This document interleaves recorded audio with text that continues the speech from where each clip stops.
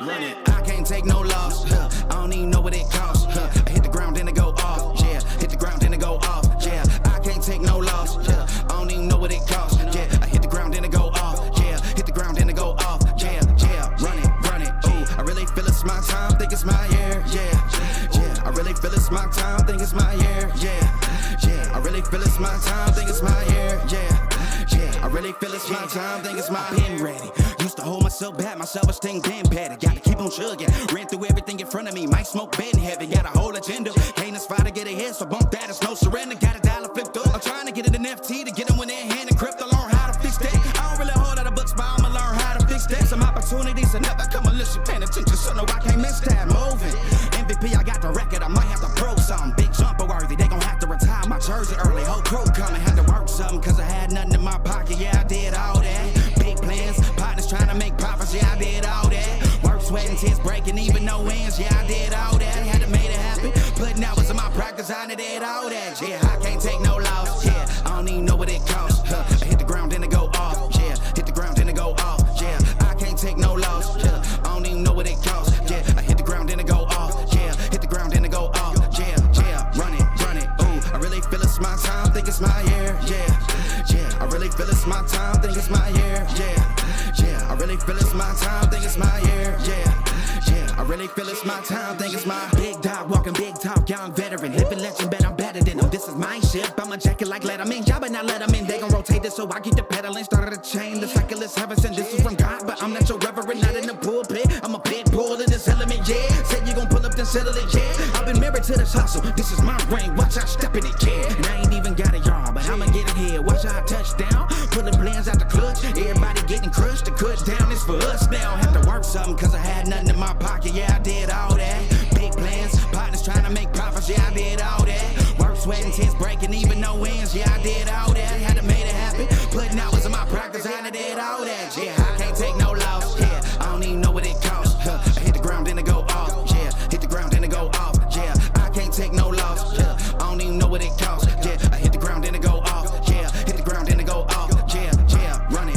Ooh, I really feel it's my time, think it's my year. Yeah, I really feel it's my time, think it's my year. Yeah, I really feel it's my time, think it's my year. Yeah, I really feel it's my time, think it's my. Yeah.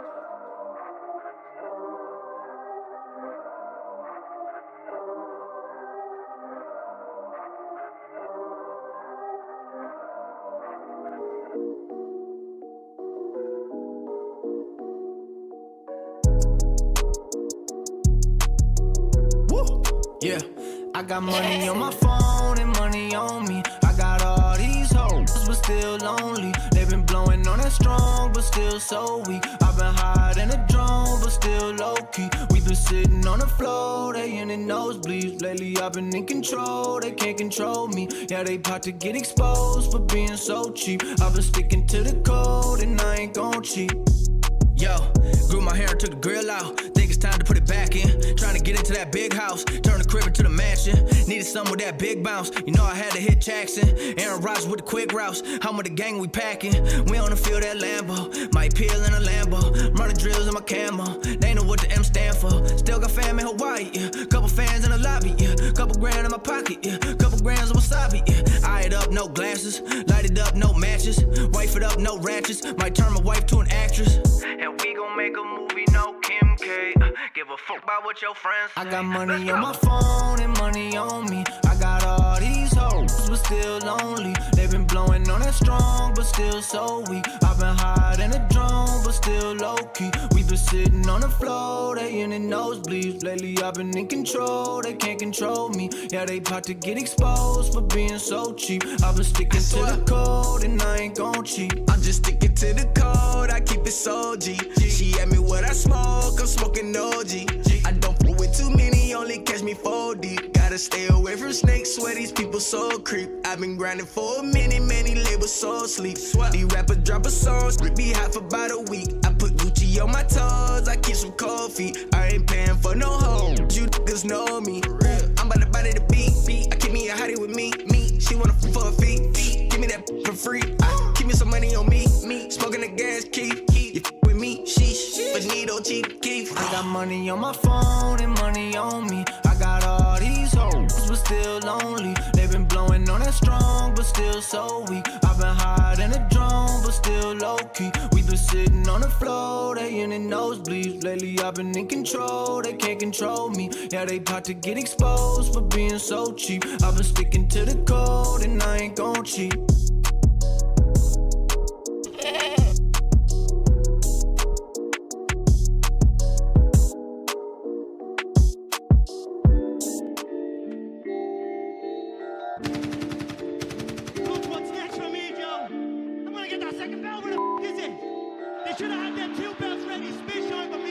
Yeah.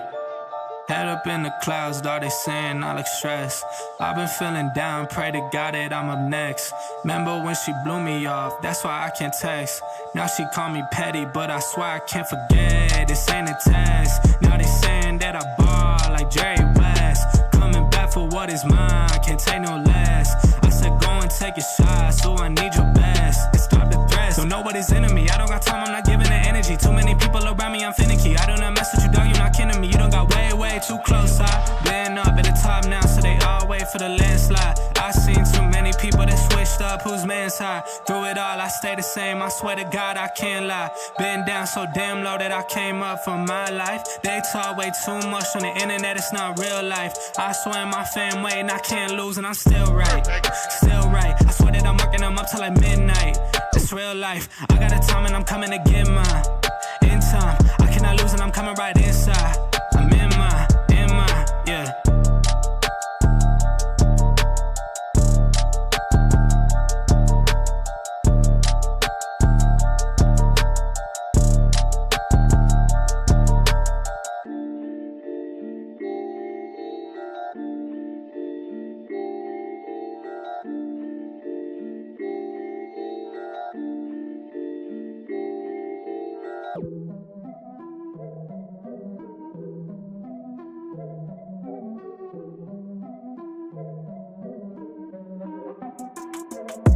Here we go, at the top of the class on a roll. And it's time to run it up, yeah you know. Maxed out, put the pedal to the floor. Ayy, on the road, here we go. Yeah, we winning by a landslide. Never see me coming, I'm a landmine. Yeah, I ain't taking orders in command like. Yeah, you about to see me on demand like. You know on demand. If you ain't know, you about to understand. Yeah, I got the team by my side, right hand. Yeah, take it to a string, you ain't seen it like that. Yeah, and it's the dream, and we coming for the bag. Yeah, and we ain't never going back now. Future expedited, now we on the fast track now. They won't lend a hand, now they see us on the map now. It's time to act out. Here we go, at the top of the class on a roll. And it's time to run it up, yeah you know. Maxed out, put the pedal to the floor. Hey, on the road, here we go, yeah. At the top of the class on a roll. Hey, and it's time to run it up, yeah you know. Yeah, maxed out, put the pedal to the floor. Yeah, on the road, here we go, here we go.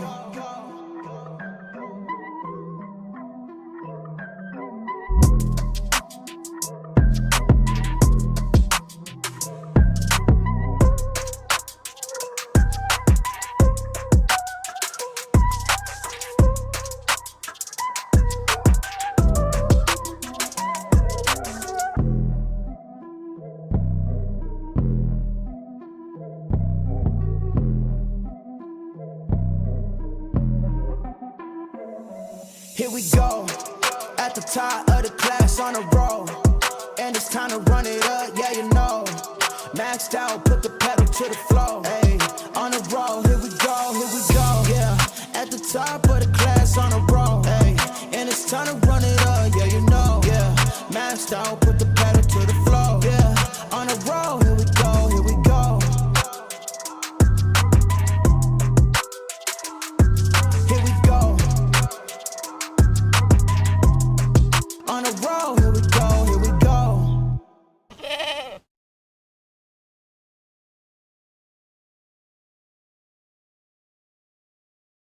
What is going on, everybody? Welcome back to the Frankie Candles live stream every single weekday right here at 5:45 p.m. Eastern Standard Time. And Mafia, oh, baby. Oh, baby, we're sitting at those local targets that we were looking at on yesterday's live stream, sitting between about $112,000 and $114,000. We just came up and front ran that first Fibonacci target, and we're getting a little bit, just kind of like stalling out there a little bit. Are we going for a pullback, guys? I'll be honest with you, I am still feeling bullish as things are still looking pretty good. If you guys saw the market update a little bit earlier today, you will know, or if you tuned into the live stream last night, you will know that we have some bullish signs on Market Cypher B. Now, they don't necessarily point to just straight up from here. However, it does make me feel pretty good here for the medium to long term for Bitcoin, potentially seeing massive, massive all-time highs. We are bullish. We've made a new all-time high. Indeed, $75,000 was not the bear market. And guys, we could be flying up here to some higher targets. And if you guys did not see the market update earlier, it was kind of more of like a Bitcoin deep dive, taking a look at those higher time frame targets, some price predictions as far as like the cycle all-time high, some of those big high time frame targets. It looks pretty good as of right now. We're going to take a look at if we get a pullback, guys. We have a lot of support underneath us, but I do also want to talk about a potential level that, if broken, would kind of make me feel a little bit more bearish. I'm going to break down all the key levels for you guys, show you my trading plans, so you guys are ready for that next move on Bitcoin before it actually happens. So shout out to the CandleMafia, guys. Happy all-time high, baby. Yesterday, we kind of made the new all-time high, but last night is really when the exciting stuff happened. So today it's a little bit more exciting. So shout out to the CandleMafia. Thank you guys for tuning in. I appreciate every single one of you guys for hanging out with us tonight. Shout out to Lars in the chat. We got Jay Violet, guys. Show our mods some love. We got Rob the Crypto Stop, Tyler Jordan, Captain Kirk, Crypto Billy, Crypto A9. You guys know who they are. Show them some love in the chat. We got Jesse, our like police. Don't forget to smash that like button if you appreciate the free content that we dish out, the free sauce we dish out on this channel. I guess you dish out sauce. If you like the free content, guys, go ahead and hit that like button. It is the easiest and most free way to help push us out into that YouTube algorithm. And hey, it makes me feel good. It makes me feel good, guys. But yeah, let's see. We got Curtis Reese in the chat. Welcome back, brother. Good to see you in here. We got Crypto Princess in the chat. What is going on? Thank you for being here. We got Cali Crypto Dude. What is going on? We got everybody in the chat tonight. Look at that. Bitcoin at all-time highs. We got the whole mafia in the chat. I appreciate every single one of you guys. And I don't want to waste too much time here, guys. We got a lot to look at here on the chart. So without further ado, and you guys know, Bitcoin at all-time highs means we got to get that Aztecian cactus moss water. This is not an energy drink, guys. This is special Aztecian cactus moss water. We got to break out the moss water when Bitcoin hits all-time high. So without further ado, shout out to Eddie. I appreciate you, bro. Without further ado, let's go ahead and jump on into the charts. Let's get into it. So, guys, God, these fit targets, guys, these fit targets are absolutely getting smashed time and time again. We have the... Excuse me, guys. I just choked some Aztecian cactus moss water. But, even locally here, guys, we had the local Fibonacci extension target here sitting at about $107,000. You guys know that was something we were looking at back in the day. I just do want to kind of point out the accuracy of the whoops, actually, wrong fib pull there. That's embarrassing. Wait, hang on a second. Where's that 100? Hang on one second. There we go. Okay, I was like, why is that not popping up? That was the right fib. You guys know these Fibonacci extension targets are absolutely insane, right? Really, really powerful tool that you can use to predict where price might go next. Whether you're gonna break out. Even though we were at resistance here, we still have that sneaking suspicion that Fibonacci target would get hit. And sure enough, right, we're hitting resistance. Oh my God, it's bearish. Boop. Then we get the pullback, right? And we're going to be talking about the Fibonacci extensions today because that is also exactly how we found this target up here, sitting between about $112,000 and $114,000. We actually did barely front run this level here. Top of this candle does come in at about $112,055. The actual Fibonacci extension target is sitting at $112,261. So we did front run that level very slightly. However, $112,000 just even is kind of like that extended zone, right? Always those like kind of even numbers are anytime I have a level that's like really close to an even number like that, I will kind of just like extend that level down. Now, we could potentially just sneak back up and tap that target. But if you watched the market update earlier, you guys know we did have a little bit of liquidity up there. We were looking for a little scalp short here in the premium Discord. I did take that position here. Frankie, why are you short in all-time highs? We did it yesterday, right? Was that yesterday? We did it yesterday. We got into the short. We moved our stop loss into profit, got stopped out, made some money because of the stop losses in profit, obviously. But I just getting in here, just scalping the little moves to the downside and holding longs to the upside. And listen, It does overall. I don't want to get like, just because I took a short up here, I am not anticipating that to be like some kind of massive collapse to the downside to like super, super low targets or anything like that. But when you have a high probability entry trigger, you can pretty much just get into that trade, especially with a swing failure pattern, guys. We know how high probability the SFPs can be. And, oftentimes if you get that SFP, you do get a pretty quick move to the downside. You have a really, really good opportunity to just like slam your stop loss right to break even. So this is a risk-free trade for me. I'll pull it up in just a little bit. So risk-free trade, if we get stopped out, I'll get stopped out for nothing, right? I'll just break even, and then the longs will continue to pay out. But, if we are going to get the bigger breakdown, we're going to talk about if we get a bigger retracement, where we could go down to. And again, I want to talk about that kind of bigger key level, and it's not going to be the value area high. That is not really the line in the sand for me, but we will talk about some lower levels as well. And if it does turn out to be a bit of a bigger pullback, then, hey, we're short from the top. Just like just like yesterday, right? We shorted here. I did take profits. We were dumping during the live stream during the day. The earlier stream that we did yesterday. And then I took some profits, locked them in, and then moved my stop loss into slightly into profit. We got stopped out, made some money on that. But if we got the bigger breakdown, that would have turned into a massive swing trade, right? So kind of the same idea here, not just shorting this thing, but going down. I think that can be a little bit confusing when you're watching like a trader. Like, why is he shorting? Does he think it's the top? No, not necessarily. It's just, in the context of a shorter term trade. Shorts are still being looked at as scalps until proven otherwise, in my opinion. Obviously, guys, everything here is just bullish, right? We have high, you go to the monthly time frame. We've been talking about this a lot, right? Like clear bullish market structure for quite some time, ever since the bottom of the bear market. And then even we come on into the daily, super, super strong. We even pulled a bars pattern on this yesterday, just saying like this is the craziest, most like I don't know. This is just like the cleanest uptrend ever. I was saying it looks like if you just Google uptrend on Google, like you'll just get like this. This is like the most perfect uptrend ever.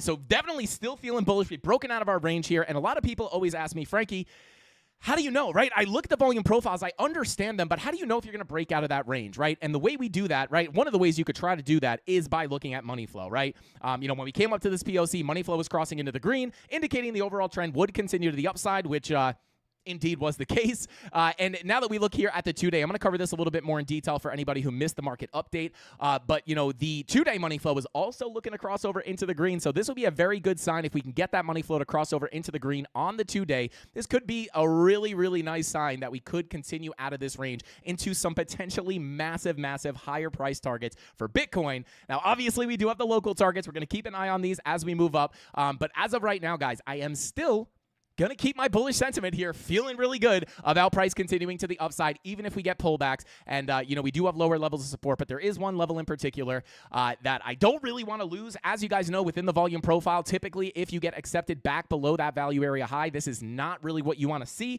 because you are at risk of getting accepted into the larger range and potentially getting sucked down towards the point and control of your range.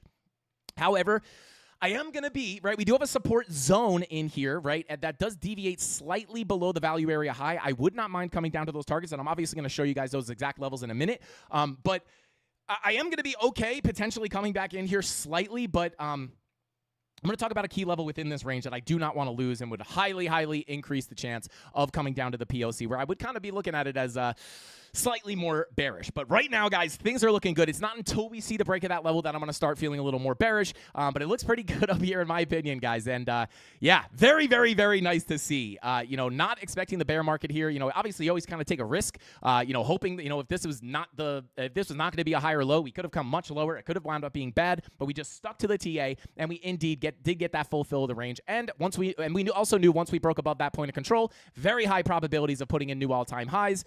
Just beautiful, guys. We had a ton of liquidity down here, just like from a macro perspective, right? We had all this liquidity sitting down here. We came down, we flushed them all out. We spooked everybody at 75K, put in those massive bullish confirmations, and yeah, it just looks good for another leg to the upside. In my opinion, as of right now, things change every day on the charts. The second something more bearish pops up, I'll be the first person to let you know. But on the topic of looking for much higher prices, I'm going to cover these local levels to the upside real quick, the importance of them, and then I'll talk about those really bullish signals on Market Cipher B that in the past have almost every single time given us massive rips into new all-time highs. Although I'm not talking about like a couple $1,000s. I'm talking about big legs to the upside.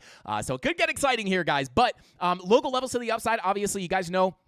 We have been watching the Fibonacci extension level 112 to 114K. So that's going to be kind of the first zone that I'm looking to come up to. If we do continue to the upside, maybe we just come up, stop out of the short position. If we break above 112,261, I will be looking at about $114,023 at our next extension level. And if we do break above that, I will say honorable mention. This is a little bit further away, but if we really start getting aggressive here, whether we come down first or not, maybe these levels will change a little bit. But as of right now, $119,000 to $120,000 is going to be that upper target, because this Fibonacci extension is just pulled from this like local range, from the high to the low of this local range. But we could also pull a little bit more of an aggressive, or just like a bigger, not aggressive, but just a bigger Fibonacci extension here from the high that we made here in January all the way to the $75,000 low. And you can see that Fibonacci level does come in between about $124,000 and $130,000. We have a bunch of levels above us, but I will say, just like until we cross these bridges, like we'll look at the next higher targets. If you want to know like the much higher targets that I'm looking at as far as the rest of the bull market, you can check out the video that we dropped earlier today. I go over all those targets. I've talked about them before on the live stream, but I do cover them in detail in that video. But right now, like if we don't get knocked down by this, guys, and we come up and we break out here, I would be looking between about $119,000 to $120,000, and $120,000 is another one of those kind of like it's kind of like a psychological level. It's not as psychological as like 100K even, but between 119 and 120K, any support level is very often, even if you have a very strong horizontal technical level, it is always going to be somewhat of a zone. So above 114K, we could be looking up to about 119 to 120, and that's going to be what I'm looking at locally. However, as we hit into this resistance, guys, whether we come down from where we are right now, or if we do continue back up and then get a little bit of resistance, if we get a pullback, I want the Mafia to be ready with those key levels of support, not only so you know, like, what is scary versus what is not scary. This is what I try to prepare everybody for. I try to anticipate those dumps before they happen. So, when we get down here, it's not necessarily just like, what is happening? Oh my God, we're dumping. If you have the levels that you're looking at that could get tapped, it's a little less scary watching them, watching price approach those levels, because you're not just saying, oh my God, we're free falling. What's happening? You're like, well, hey, we're on our way to a very key level of support. And then instead of getting bearish at the bottom, you can actually start to look for bullish confirmations and potential bounces to the upside. So if we do get a little bit more of a cool off here, I will say the most simple and biggest key levels that I will be watching, obviously the all-time high. The previous all-time high at $109,880 is going to be a pretty big level to stay above, right? Because in a very aggressive manner, if we do cool off a little bit more, if we could hold that all-time high, we could see another bounce, maybe deeper into those Fibonacci levels. Again, it's very hard to say if we're going to come down here first or not. We'll take a look at Market Cypher B in just a minute. But all-time high, $109,880. That's going to be a big level to remain above. And then if we lose this, Bitcoin's probably going to 91K. I'm just kidding. But that's a no. This is not the line in the sand for me, guys. If we lose the all-time high, sure, we can get a little bit of a bigger retracement, but we do have very, very big support below. We have the macro value area high of our long-term range that we've been looking at here, sitting in, I'm going to call it the $105,000 zone. And the reason I'm calling it a zone and not just a, one single $105,846 level is because if we pull our Fibonacci retracements from the low, let me get the actual high here, from the low to the high, you can see we do have nice confluence here on the golden pocket and the 786 with that value area high. And this is what I mean by, I'm going to be looking at this as a zone, and this is what I mean by if we get back into that value area, because of the context of the market right now, guys, it would not be, and I'll be honest, this 786 isn't even necessarily the line in the sand for me either, but if we do wind up losing that all-time high, I would anticipate a bigger retracement down, potentially coming to the golden pocket, 786 Fibonacci retracement level, sitting between about $104,125 and $106,000. So that is going to be like, to be quite honest, like this would be a beautiful, beautiful, beautiful place to bounce off of, right? Because again, with Bitcoin making these higher lows on price, we really want to see that bullish market structure continue. And in my opinion, this could be a very, very nice place to bounce. And this is my preferred area, right? I would not love to go much below this level. But at the end of the day, if we did lose this level, technically, we could still look at some support below. And if we take a look at the liquidation heat maps really quickly here, I talked about this earlier today as well. You guys can see we do have some liquidity sitting at about 102,000, like basically $102,100. And you guys can see 102K. That is all that liquidity is sitting. Actually, let me get the bottom end of that liquidity as well. So sitting at about 102,200 all the way down to about 100,000. about 100,800, right? So if we pull up the chart one more time, you guys could see 102,000, pretty much down to this wick right here, right? You have to understand liquidity lies above and below every single high and low in the market, right? There's liquidity here, there's liquidity here, liquidity here, there's liquidity here, and there's liquidity here and here, right? There's always going to be liquidity in the market, but we could use the heat maps to understand where a significant amount of that liquidity is sitting. So in the more bearish, how do I say this? In the most bearish, bullish scenario, right? The deepest pullback that I would personally like to see, while still maintaining like a longer term, medium term, more bullish scenario or sentiment. Don't mind losing the all-time high if it's just a pullback here, right? I would really prefer to bounce here. But if we lose that 786, I am simply going to put my eyes right back on our consolidation range that we formed here. You guys will be very familiar with this range. This is the range that we looked at on the way up. We were viewing this as, a volume profile on the way up. And, we could just simply turn that back on. Let me go ahead and pull it up. Where's the...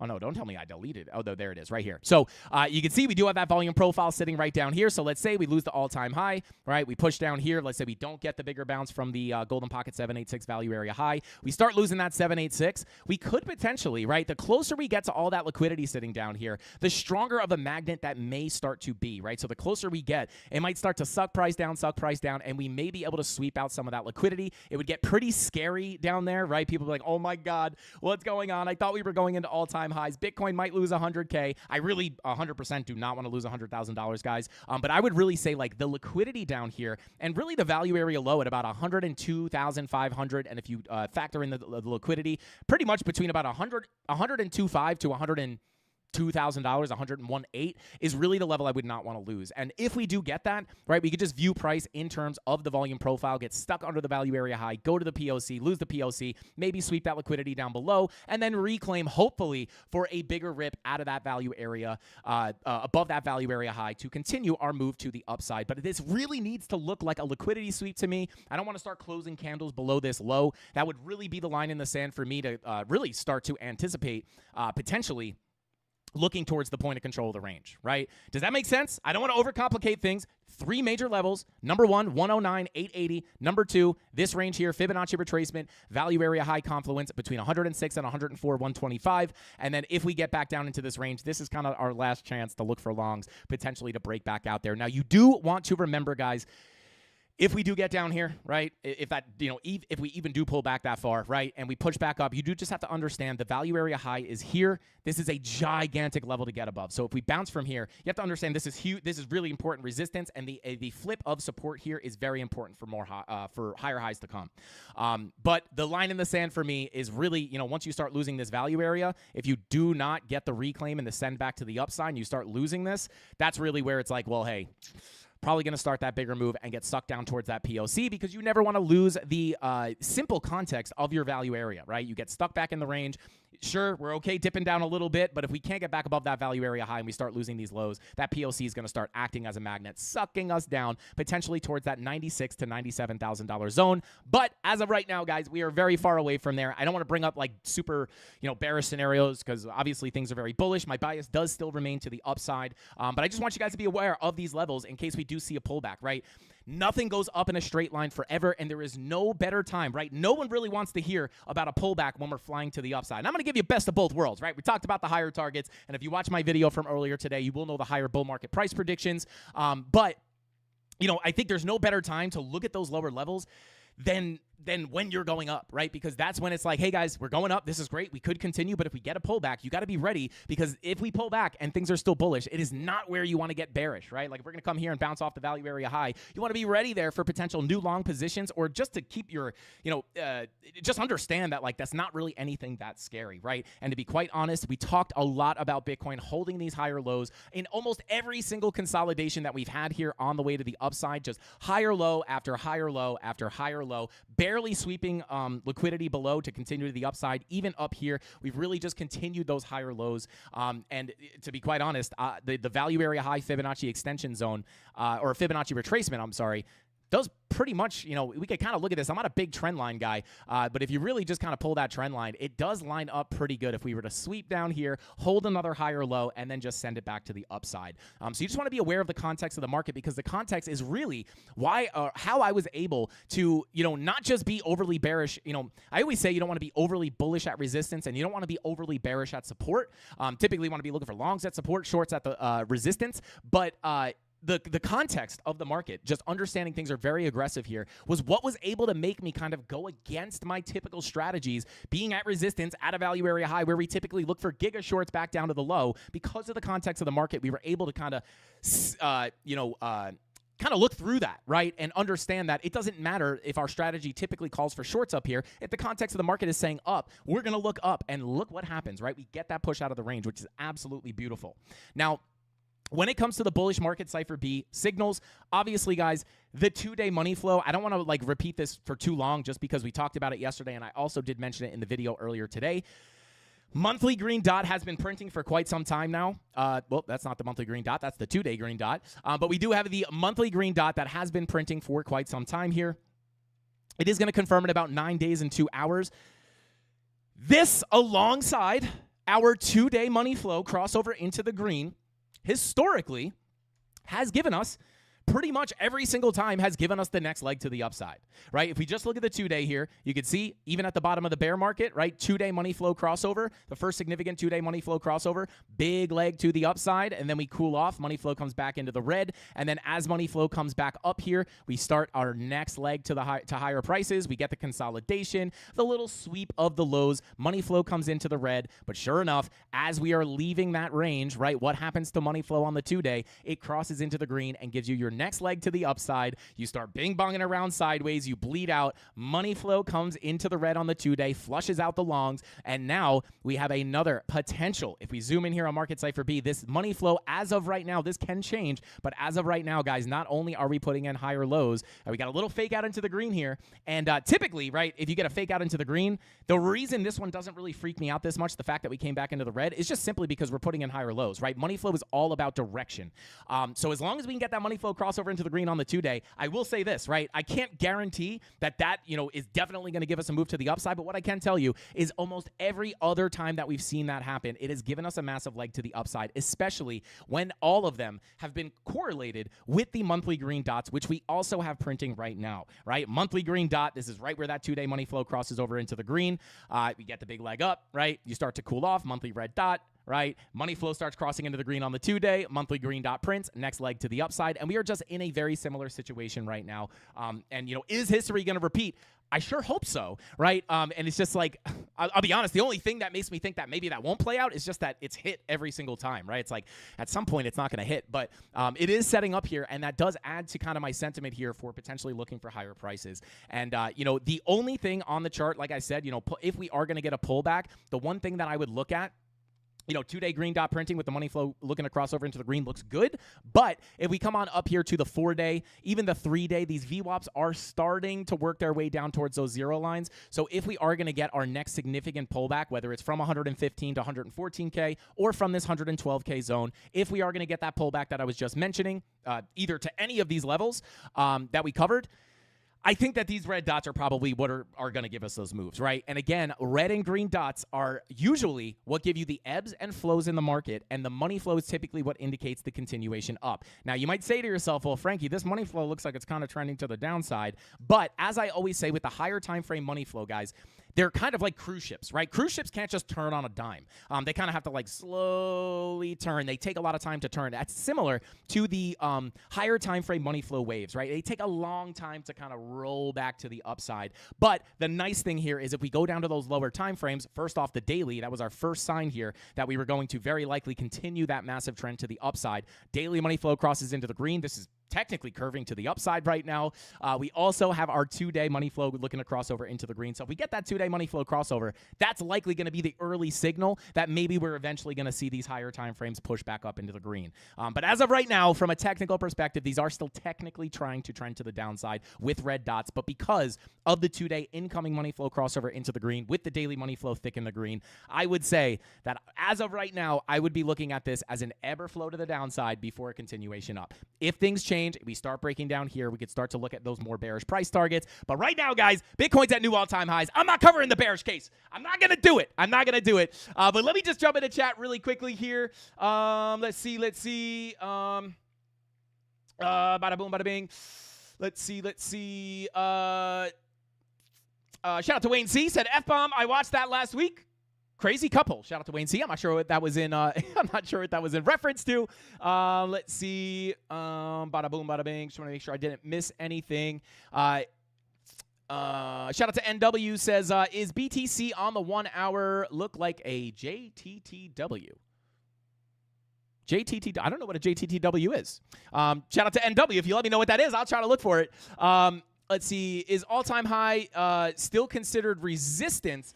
Well, right now, it would be support, right? We're living above it right now. So, right now, if we do continue down, like this is what we're hopefully, in the most bullish scenario, right? If we did come down here, we would hope that we bounce off of it.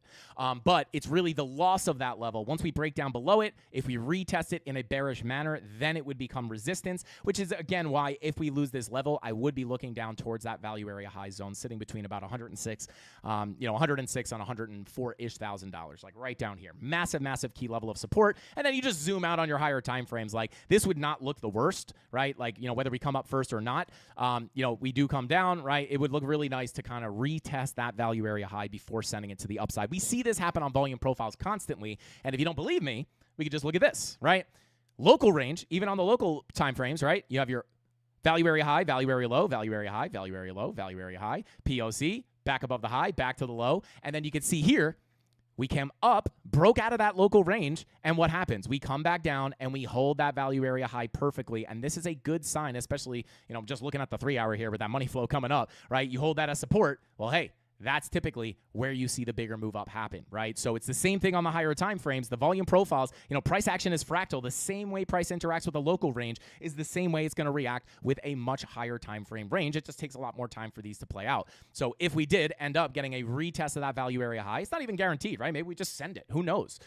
But if we did come down there, right, it would look really nice if we came down there and kind of held this level as support to then break up to higher prices. And you can even see here on the scalp range, right, we wicked below it. This is kind of the same scenario that I'm looking at on the higher time frame range, but it's going to take you're going to have to look at a higher time frame for this, but you can see, right, like we did wick into that value area just a little bit, right? But, you come on down to something like a 1 minute, 5 minute time frame. It's like, oh my God, we're breaking below the value area high. Are we going to get stuck? Oh my God. But on a higher time frame, it's really just that clean, it's really just that clean wick. And that's the same thing that I'm going to want to see if we do come back to test $105,000, right? I'm going to want to see if we do get it, right? I'm okay breaking in there to test that 786, right? But it's got to be some kind of a wick. But we would have to look for that wick on a higher time frame than here, right? Like the 30-minute wick here. You're going to have to look at like something like a 4 hour maybe, or maybe in a higher time frame, right? So as long as there's a wick down there, we don't get stuck down there for too long,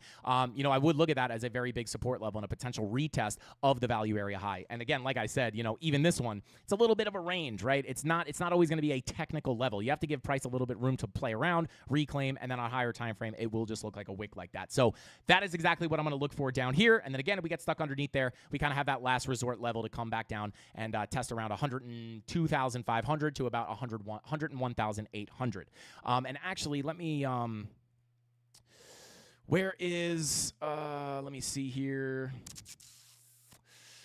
Yeah, where, I don't remember. I'll be honest with you guys. I don't remember where I put this, I don't remember where I put this anchored VWAP.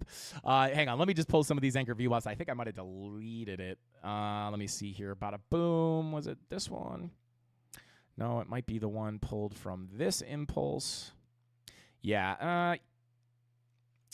So if we do come down, this anchored VWAP may work its way up. And at that point, like I said, if this anchored VWAP works its way up to these lows, that would give us even more support there at that local value area low. Again, the value area low is going to be that big line in the sand, right? So if this is going to be working its way up, maybe we deviate below that low, tap into the anchored VWAP, and then that's really what I would want to hold. Once we start losing that, that's probably where I'm going to be looking closer down towards about $96,000 to $97,000, as I just mentioned before earlier in the stream.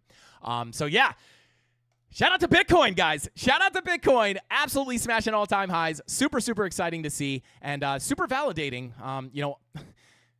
not seeing the bear market come in right here. And again, I always just kind of bring this up every stream, guys, because I think it's very important, especially for people who might not just be out there scalping and day trading. I think it's really important to understand this TA, so you just don't get bearish at key levels, right? The sentiment down here was garbage. It's very important to understand, like, well, we have key support, we have bullish confirmations. This is, maybe the bear market is here, but that's not the place to get bearish, right? You want to at least wait for the retracement. And we even said, if you come up to this golden pocket that we had, if things look bad up there, then I would consider maybe selling out of my bags and then holding on for the bottom of the bear market. But we didn't know what price would look like when we got up there. And when we got up there, we had money flow coming up, right? Not down, it was coming up. So we said, hey, doesn't look like a rejection there, looking for the continuation up, making that kind of original thesis correct, right? And we just remained the same, right? If it turned bearish there, I would have flipped bearish, right? If you don't flip your sentiment based off new information entering the charts, what are you doing, right? So if it got bearish up there, we would flip bearish, right? But it's been up to the right so far. So very, very nice to see. Shout out to New Earth Guardian, said, we are so back, baby. We are so back. Shout out to you, man. Welcome in. Let's see. Don't forget to smash that like button, guys. Shout out to Container House at like number 199 here. Let's go. Shout out to you, bro. We're going to get you a jersey with like number 99 on it. Shout out to Darren Does Things. What is going on, bro? Welcome in. You might have been here. Oh, super chats. We got a super chat. Hang on one second, guys. I missed that. Shout out to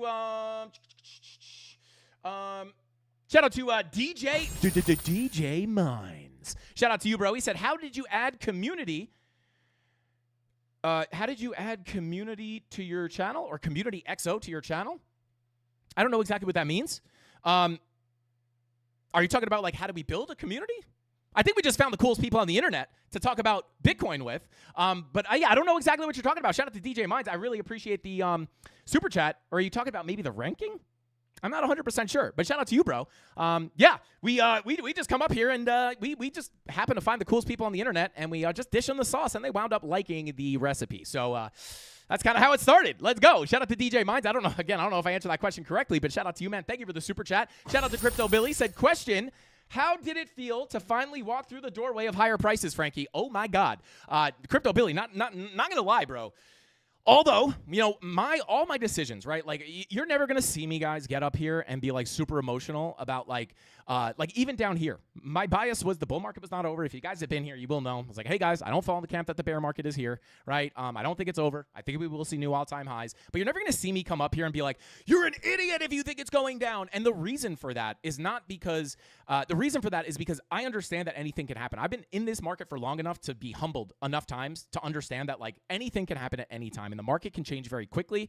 But it's all based off the technical analysis, right? So until the TA told me something here that was, showing a major sign of weakness, I have to remain bullish. But even with that, right, we obviously entertain the idea that if this, then that. Well, hey, guys, if we break down back into the lower range, we start losing 68K. Maybe it gets a little more bearish. That increases the chances of the bear market. But at the end of the day, Crypto Billy, it feels really good because there's still just kind of a, the TA could not play out. And feels very nice to see that all-time high, right? Because it's just like, okay, I wasn't crazy down here. I was not crazy here. Everyone, 30% pullback is not a big deal for Bitcoin, guys.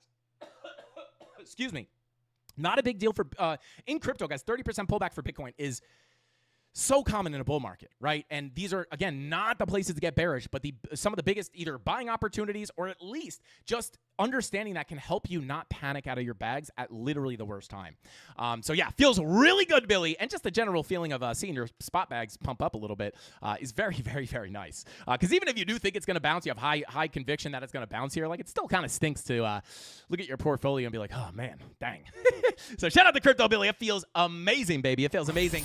Shout out to USM, says, what's your opinion on on when Ethereum will start to get some steam upwards?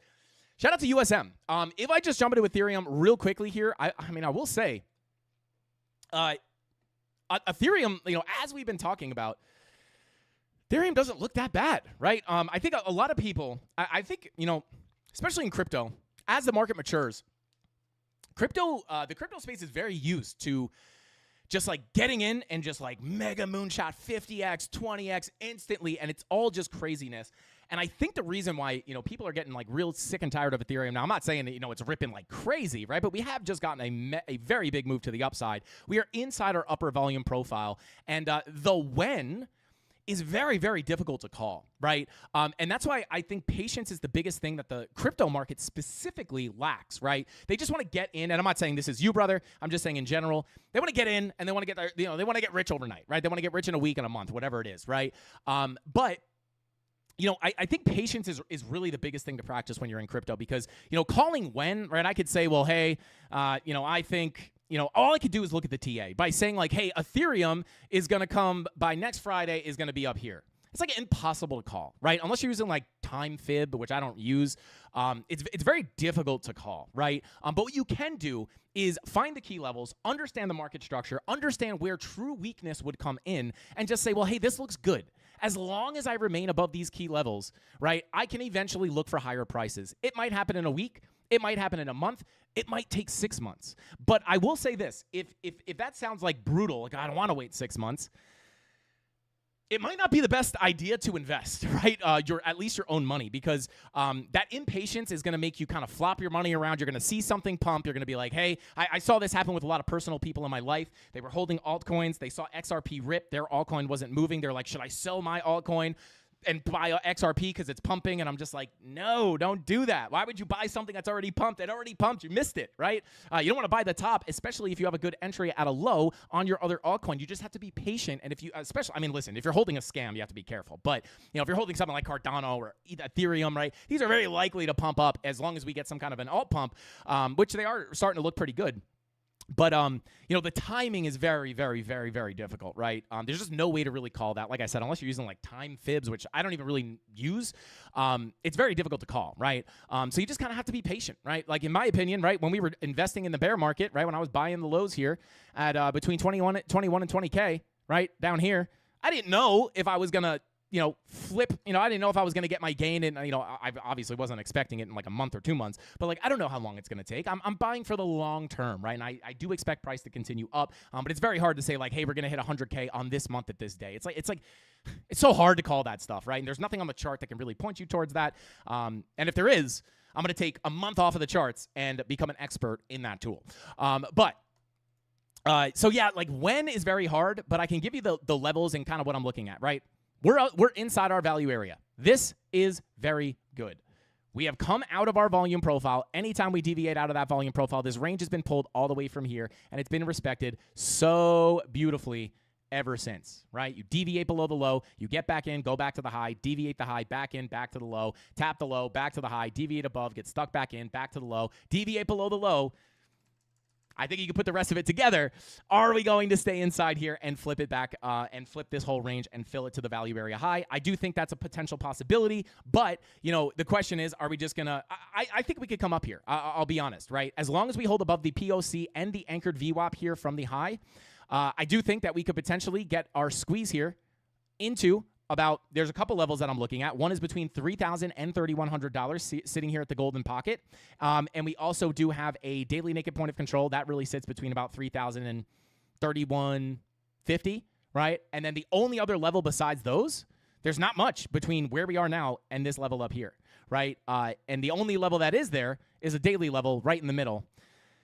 It's a key level, right? But, not as strong as a golden pocket, right? So maybe we get a little turbulence on the daily. Hopefully we get smashed through it and hit into that golden pocket again between 3150 and 3,000 and 3150, right? So, yeah, come up here, boom. Right into the golden pocket, daily naked point of control, just understanding that daily is sitting there. But again, at that point, you could potentially pull all the way back down to the POC before continuing up to fill the range. It's not always a very clear roadmap to just a straight shot into the value area high. It's very important to realize, and that's why timing is so hard, right? Like, even here, this is a perfect example. On the way down, this is exactly what we were looking at on the way down. And what do we say to ourselves? We say, well, hey, we deviated above the high. We got back into the range. We couldn't get back out. We couldn't get back out. We couldn't get back out. At that point, you're expecting for your next move to go to the POC and eventually the value area low. We smashed through the POC, front ran the value area low, and you're thinking to yourself, well, hey, we front ran the value area low, technically based off the laws of the volume profile. To see this fill in full, we really want to physically tap that level. If someone were to ask me, when are we going to hit that? It's very hard, right? Because we could have come down retest the POC and hit it very quickly. But instead, we wicked down, came back up, but eventually the volume profile does wind up playing out and tapping the value area low. But it just took a little longer. So it is very, very difficult to call the timing on that stuff. But when you use the volume profiles, you can have those high probability areas. Even when you front run it by a tiny little bit, eventually you are going to go ahead and physically tap those levels. So that's kind of the same thing I'm looking at here. Maybe we come down, if we lose this POC from where we are now, value area low is the biggest key level of support locally, right? And then in that case, maybe it takes a little longer to go to $3,100, right? If we go up there first, maybe we come back down to the POC, and it's timing is really difficult. But I will just say this: as long as we hold above the anchored VWAP and the POC as of right now, I'm going to be looking up towards about $3,000 to $3,100, as well as the daily I just brought up, which, just to put the actual number on that, is sitting at 28.19, right? So you can mark those off on your chart. But, yeah, that's kind of what I think as long as we hold above this zone right here, that would be probable, we'd probably go up first. If we lose the POC first, maybe we come down to the value area low. That is the biggest level on the chart as of right now, sitting at about $2,100, because, again, it's okay to come retest it, right? But we don't want to really lose it. But I will say this: there is one kind of honorable mention here. If you want to continue your kind of bullish market structure that you have going here, if we did deviate below the low, really what you want to do is you kind of want to hold above these highs. And if I pull this little volume profile here, really preferably I'd rather hold the value area low, to be quite honest. Let me pull a fib here as well.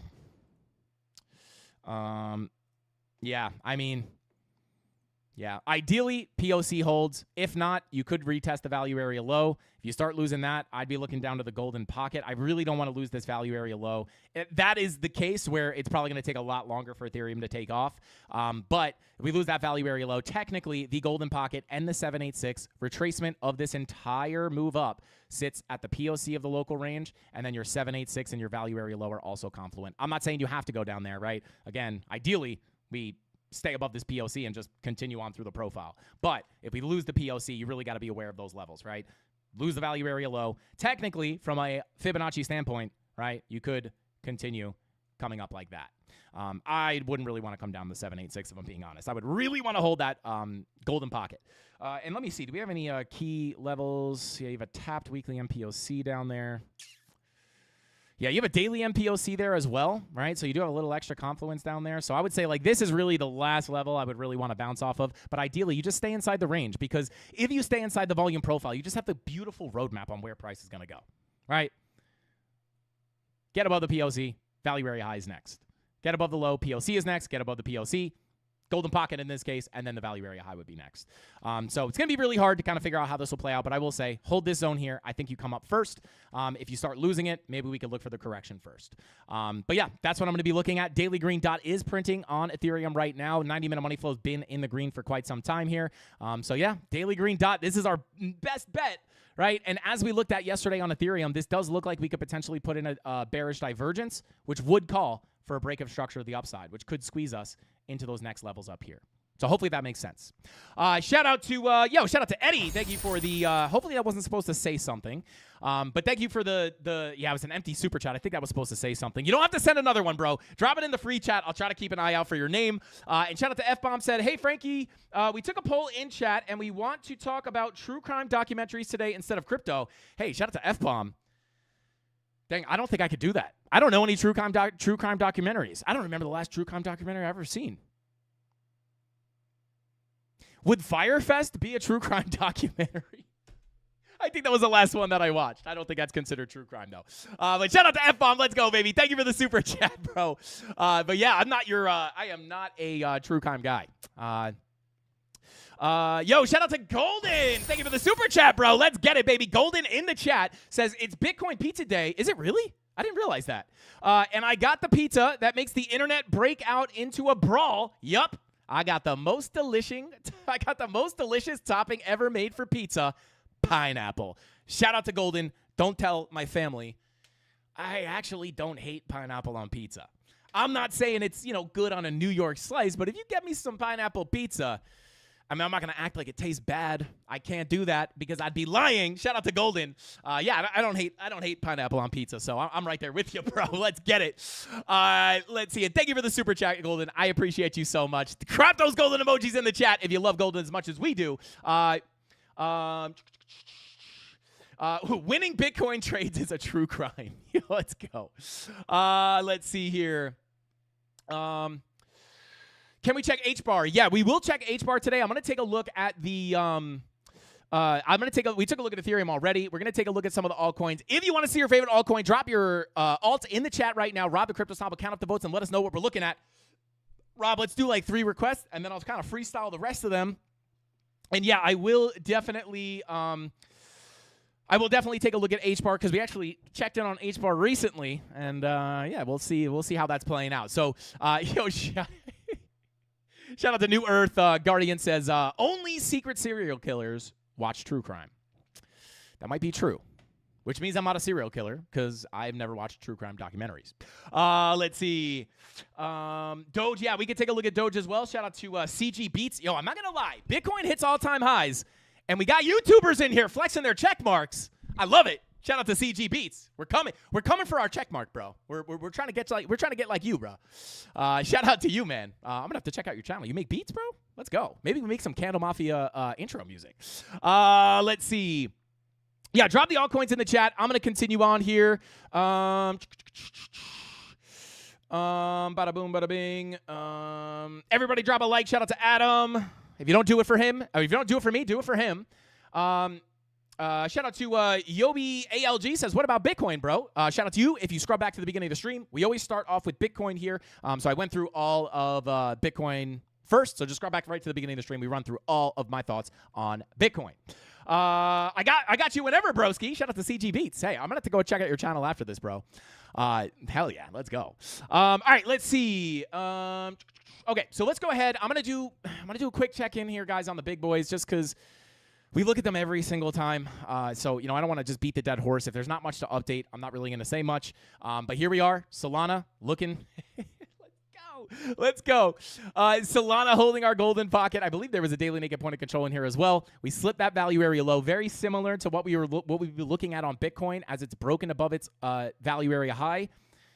You test it, you come back up, right? You come back down, you test it again. But again, if you look at a higher time frame, it's really just a quick wick down and then you reclaim. But as we've been looking at, obviously that golden pocket sitting just underneath the value area high was a key level of support that we wanted to hold in order to see a continuation up. If we were able to reclaim our value area low, the next likely place for price to get gravitated to is our doorway to higher prices sitting at 183.91. This is your key level to flip to support in order to open up the door. Honestly, to $217, right? The point of control of the range, we reclaim that. We're looking for the POC to very, very high for a high probability tap of that level. You also have your macro golden pocket sitting there as well, just adding confluence to that key level of resistance. So that's what I'm looking at on Solana. Just the same thing as we approached our value area low here. This is your doorway to higher prices. You flip that value area low to support based off the laws of the volume profile. The next likely place for price to go is the POC. You get it. You flip the POC. Next likely place for price to go is the value area high. It is going to be the same exact thing up here, right? We treat these volume profiles exactly the same. So flip 183.91 to support. Next target, hold it as support, right? This is resistance until proven otherwise, clearly, right? You come up, get knocked down. But I do like the fact that we're just continuing this bullish market structure, guys. We bounce right off the golden pocket. This is a nice place to put in a higher low before breaking structure to the upside and potentially breaking deeper into this range towards about 217. Flip 183.91, 217 is on the way. And this is pretty much the same thing that we've been looking at on Solana forever. We're just seeing the levels hold, we're seeing the breakout, and we're seeing the approach to that value area low. Price always seeks fair value. If we are indeed leaving this range, impulsing out of this range, you're going to get sucked up towards your previous value area, which sits from up here in this upper range. Very nice. Highest volume node within the profile is the point of control. That is the strongest magnet within the profile, and that's why when you break above the value area low, it's such a very likely move into that point of control because you're breaking above the value area low, and then that super magnet, which is the POC, winds up pushing you into that key level. Let's see. Yo, shout out to Golden said, and I was dipping it into ranch. Fight me if you must, but I will die on top of the pineapple on Pizza Hill. Shout out to Golden. Yeah, it's so funny. It's like, yeah, just don't tell my family I said that. But yeah, I don't hate a good pineapple pizza once in a while. It's pretty good. It's pretty good. I'm not going to lie.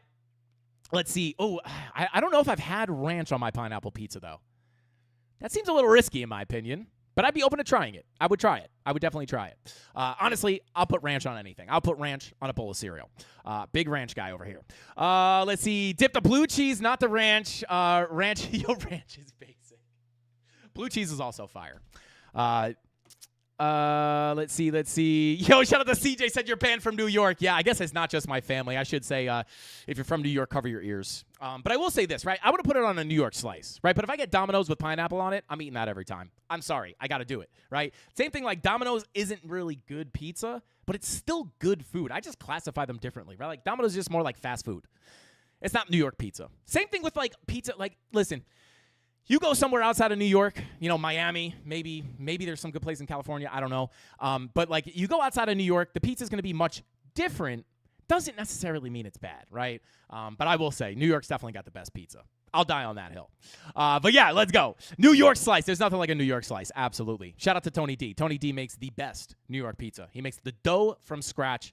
It's crazy. It's the only New York pizza we can get down here because all the other pizza is garbage compared to New York standards. But yeah, let's see. Let's continue on. Domino's has Dollar Tree dough. Yeah, shout out to Vegas Call. It's got like the little dots in it. It's got like those perforations. Yeah. It's definitely not good pizza, but it's still good. Like I'm gonna eat it every time. Like I love myself some Domino's, but you'll never hear me calling it good pizza.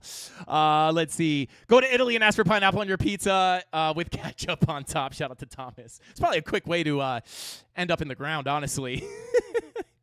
I'm in Connecticut near New Haven right now. Shout out to New Worth. That's not too far from New York. Let's go, baby. Connecticut has great pizza. That makes sense too. Really, like it's really the Northeast, I think, that has the best pizza. And for whatever reason, there's pretty decent pizza in Miami too. I think it's just because a lot of New Yorkers down there, though. Let's get another new all-time high before the third live stream in a row. Let's go, baby. Shout out to Big Huggies. Let's get it. All right, let's continue on here. So, Solana, guys, we're just continuing this bullish market structure, very similar to Bitcoin, right? Hold above the high, looking to get back into that upper range. Pretty much same sentiment as yesterday. Daily green dot, as we were looking, or that was printing yesterday, that did indeed wind up confirming, which, again, obviously looks good for a break of the highs. We looked at this on a lot of altcoins yesterday. Lower highs, higher highs. If you're going to anticipate a potential bearish divergence, I'm not saying that like, oh my God, that's like a big bearish signal incoming. Daily bear div could cool you off, but really the only reason I'm looking at that is because if you could front run that bear div, you could kind of call that move to the upside before it actually happens, right? We've done this many a times on the channel. It actually works out pretty good. So hopefully that is what we're seeing. We can get in here, get stuck, and push up into that POC. If we do come back down and get back stuck into this range, key levels below remain the same. I would, next key level of support in this profile that I would look at. I like the hold of the value area high. That is bullish. But if we break that down in there for some reason, we see some like surprising dump overnight. 786 POC value area high sitting between 153.44 and 150.92. Underneath that, you have your POC at 142.88. Lose that. 7/8 value area low sitting at 126.80. All right, let's continue on here.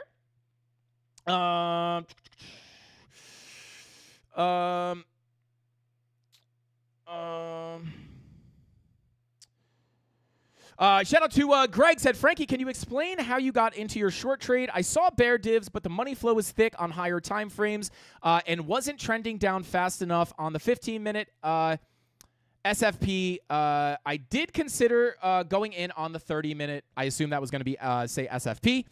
So, yeah, if we just go back to Bitcoin real quick before we jump into XRP and the rest of the altcoins. Nutella sprinkled with mini M&Ms and ground Oreo chunks. Shout out to Rob the Crypto Snob. Thank you, Rob. I was just looking for this, and you literally read my mind. I got the pinned comment at the top here. Let's get it, baby. Shout out to Rob. So for the short position here, and again, not classifying this as like a giga short. This is more of just like a scalp. Stop loss at break even. So it's a risk-free trade for me. If we dump, it'll continue to play out. Beautiful. If not, then, we'll just get stopped out for, either get stopped out for a zero loss or it'll wind up playing out in a big way. So for the SFP, right, 15-minute, right, this is pretty much what I was looking at, right? So, again, shout out to anybody in the premium Discord. We were looking for this setup. One of the things that I wanted to see here was a swing failure pattern of the highs. We did notice that we had, I'm not going to spend the time to pull up the liquidity right now, but we did see on the liquidity map that we did have some liquidation sitting up here, which does just always give you an opportunity of an SFP. And when we look at this, right, More often than not, what I like to see is, 1 hour SFP, 30-minute SFP, even a 15-minute SFP can get you a nice early entry. But really what I wanted to see here were bearish divergences on the 1 hour and down with an SFP, right? Preferably on the 1 hour, 30-minute, 15-minute, and depending on, how low down the time frames you can catch the swing failure pattern, you can, get a little bit of a better entry, right? Because if you wait for that 1 minute SFP, your entry is going to be, let's see. So yeah, you would wait here. This candle would print, like your entry would have been here, right? And then, yeah, you would have had to go for a little bit of a ride, right? And you would have entered at about, call it a 111.5. If you look at something like a 15-minute, right, you get the SFP here, you're at 111.731, right? So the way I enter these personally is I wait for the swing failure pattern. That is my trigger to enter. So you either get, we got first SFP right here, right? And how you enter this, there's a couple different ways to enter the SFP, Greg, but I'll just go off the basic. I'm not going to show how I snipe the tippy top entries just to save time on the live stream, but you get the one swing failure pattern here on the 15-minute, right? Once that next candle opens, once this candle confirms, that's your entry confirmation. You can then take the trade, and then you can set your stop loss just above the high. I had my stop loss high enough where I did not get stopped out here.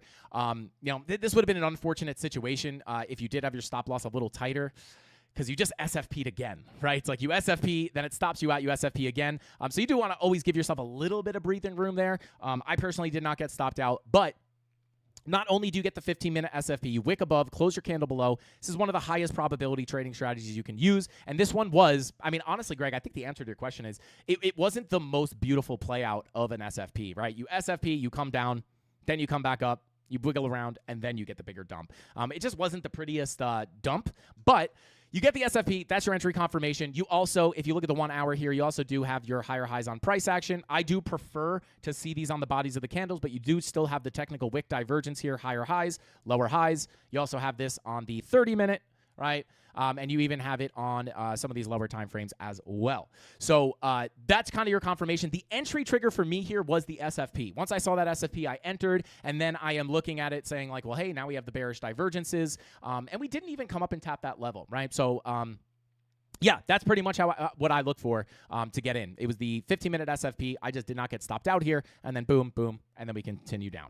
And it was a little bit of a smaller trade as well. It wasn't like like I said, it wasn't like a giga short or anything like that. This is looked at as a scalp until proven otherwise. So yeah, we'll see how it continues to play out. But hopefully it helps you out, Greg. You did get the SFPs. You have the bearish divergences. And listen, even if you don't get in on the SFP, right? Let's say, Greg, you look at this and you're saying to yourself, I don't like this, right? Let's say you missed the first SFP and you're like, it's kind of invalidated now. And you just kind of wait. Then you see the 30-minute bearish divergence print. You could even use that as a little bit of a secondary entry trigger and look to enter on the bearish divergence, right? Because those bear divs are typically going to give you some kind of a move down. And when you're looking at higher time frame money flow, because you said higher time frame money flow was still in the green, higher time frame money flow, the idea of this short is not going to be that high time frame money flow is coming down. It's just looked at as a scalp until proven otherwise, right? Daily money flow on the daily money flow in the green, 2 hour money flow in the green, 4 hour money flow in the green. I wouldn't really consider this. If it was coming out, it would be an even better confirmation. But you could easily just get the pullback for a scalp, and that money flow is barely going to move, right, on the higher time frames.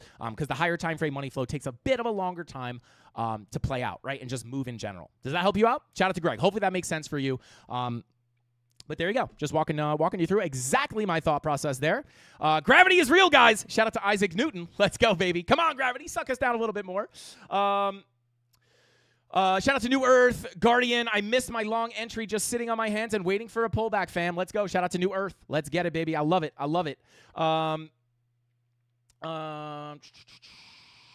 Let's see. Al Jr. said, lesson learned. I tried to hold the short, but I was deep in the red and got liquidated. I will definitely work on my market structure, breakup structure, and fix my mistakes. Shout out to Al Jr. I love it, bro. I'm sorry you got liquidated there. But hey, stop losses. And I love the fact that you're just I see what I did wrong. I will work on it. That is like the biggest sign to me that someone will be successful in trading is that you identify that you made a mistake and you have to change it. If you don't put accountability on yourself, you give up all control, right? A lot of people be like, oh, it was a scam wick. I can't do this. Is so annoying. Trading doesn't work, right? But no, you take accountability. That's what's going to push you to the end, bro. Shout out to Al Jr. So congratulations on the good mindset. And I'm sorry you had to get liquidated, bro. That is never a fun thing.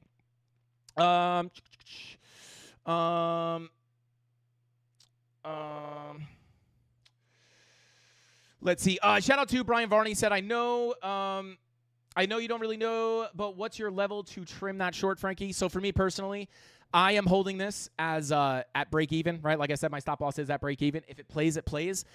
If not, I'll get stopped out at break even. No loss. I'll pay a little bit of fees. No big deal. But for me personally, I would really like to see if we can get that move down to the where is it?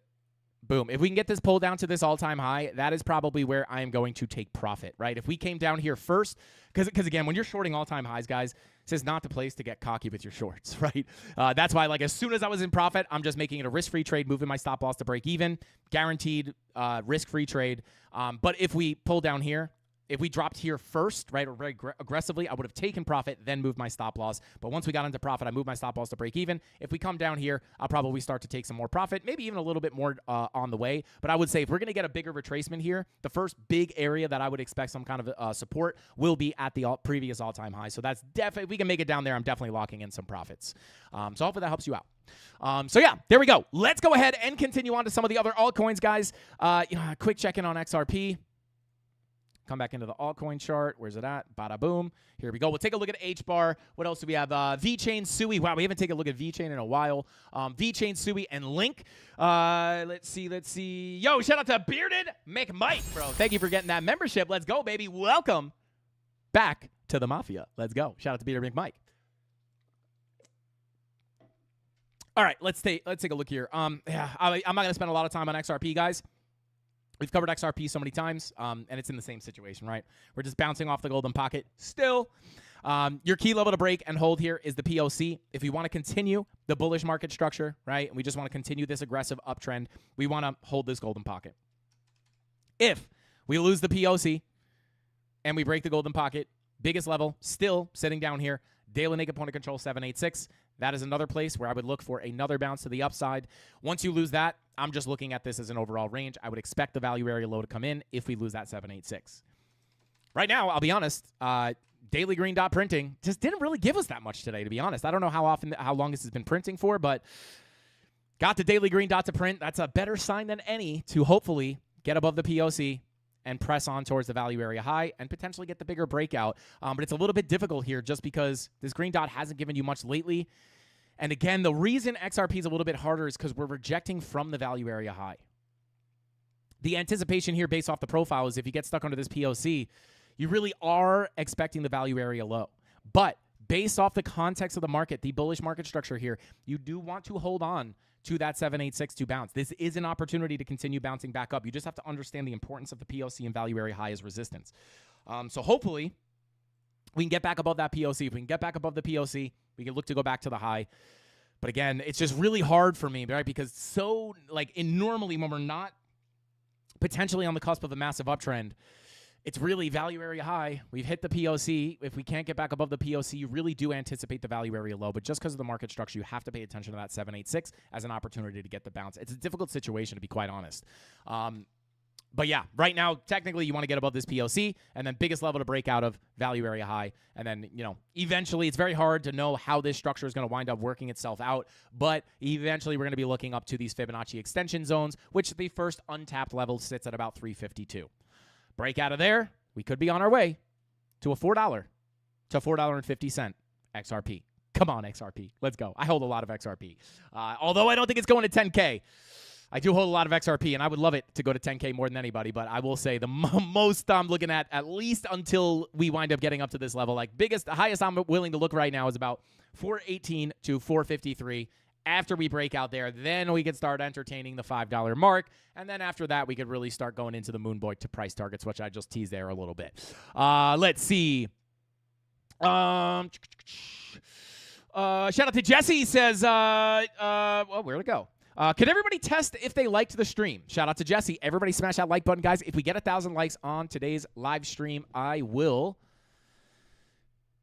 know. We'll give away some Solana maybe. We'll give away some Solana tomorrow night maybe. Actually, I am traveling to my family tomorrow. So we might have to push the giveaway until we might have to postpone the giveaway, guys. Or maybe we'll cut the stream short and do the giveaway sooner than later. But if we get 1,000 likes on tonight's live stream, maybe we'll give away some Solana on top of the Cardano that we give away here every single week. So smash that like button if you like free crypto, guys. But let's continue on. Yeah, $4 minimum. Yeah, I would say for the bull market, the highest I'm willing to look for like a parabolic run to the upside would be, I would say between $8 and $10. And then maybe if we could squeeze up to $15, this is kind of the highest I'm willing to look at as of right now. If I was going super moon boy, maybe $20, right? But I am not just going to hold my breath for that. Let's get past here, then see if we can really break out to these higher prices. And then I would anticipate this to be kind of the upper end of those price predictions. But listen, if we get up there and it's looking good, the next level above this, I think, is around $20. So we'll see. I don't know if we're going to get that this cycle, but, hey, if there's ever a sign on the chart for XRP that comes in that says, hey, we're going to 10K, I will be the first person to let you know. Let's get it. And I am probably, I would want that more than anybody. I'll tell you that much. Let's see. Yo, shout out to Visum. Said, just give me the giveaway now, baby. Shout out to Visum. Let's go. Bada boom, bada bing. Cut the stream short. You're good at that. Yeah, shout out to Tony D. As you guys know, I am the GOAT at short streams. We've never gone over on a Frankie Candles live stream. I am sometimes late to go on the stream, but I never let it run long, guys. I'm always out of here at exactly 1 hour. Find me a live stream that I've gone over an hour. You won't find it. Anyway, continuing on here, let's go ahead and take a look at VeChain. Man, we have not taken a look at VeChain in quite some time here. But let's see. Do I have a VeChain chart? We do indeed. And hilariously enough, although we have not looked at it in quite some time, there's your volume profile, guys. I'm not going to lie. I might just package my Fibonacci, my fixed range volume profile pulls, and I'm just going to sell them as ranges. Just be like, hey, guys, I'll be in like the back alley. Hey, you want the lower volume? You want the upper range? You want the upper volume profile on VeChain? Here you go. $50. Just slanging them out the back of a van. Let's go. But here we go, right? Down to the value area low, tapped it almost to the dollar, or I should say the penny, right? You get above the POC. At that point, you're anticipating your value area high. Resistance at the value area high. Your market structure is still bullish here. I would say, listen, daily green dot is printing. 90-minute money flow has probably been in the green for quite some time. Yeah, I would say, hey, you're just within your range, right? Money flow trying to cross over into the red on the 10 hour. Let's check that weekly. Yeah, listen, at some point, guys, we're going to get a bigger correction. Not even saying for VeChain, but I'm really kind of mentioning more for Bitcoin, right? At some point, whether we come up first or down first, like we're going to get some kind of a bigger retracement to come in. So just, I don't want anyone to think that like we're just definitely just going to Lambo candle up in one shot here. But my overall bias is definitely bullish, at least as of right now.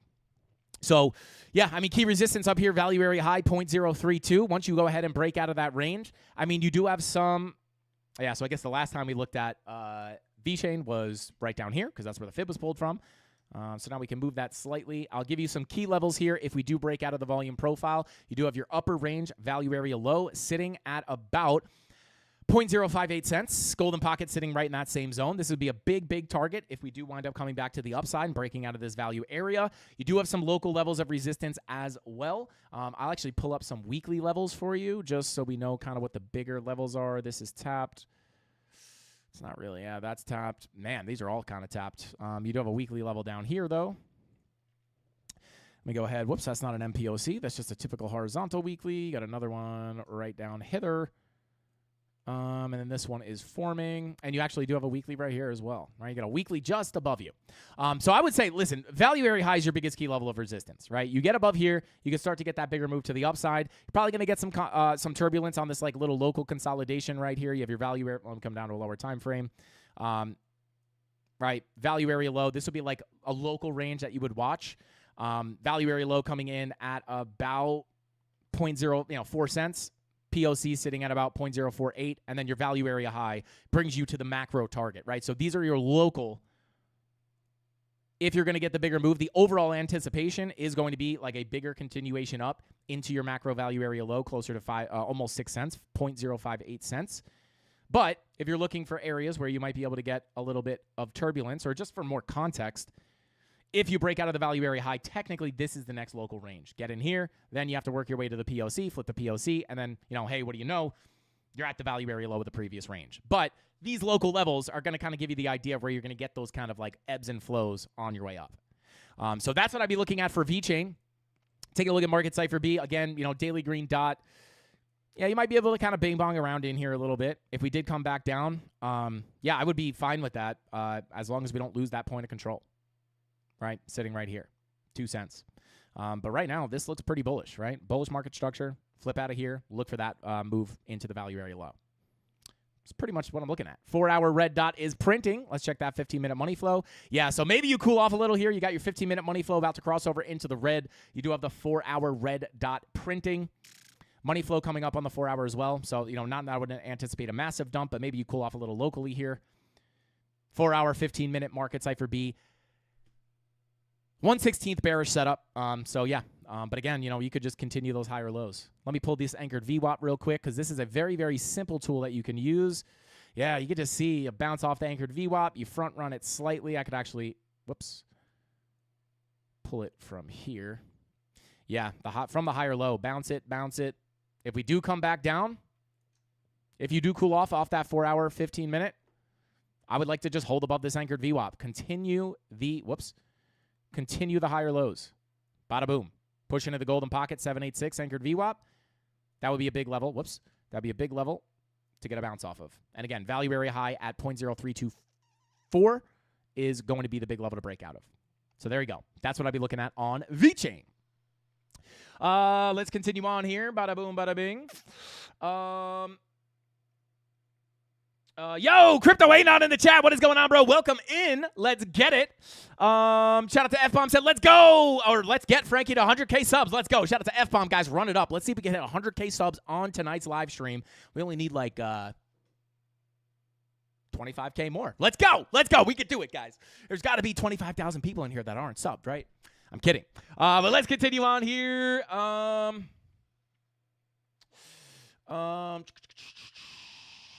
Let's see. Shout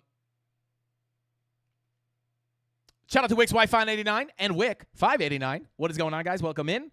H-bar. Yeah, we'll take a quick look at H-bar. I'm going to hop over there because it's not on the list. I don't want to forget about it. Let's go ahead and jump on in to H-bar here. Now, as you guys know, yeah, we are looking at this value area low, golden pocket, anchored VWAP confluence, kind of similar to what we were just looking at on VeChain.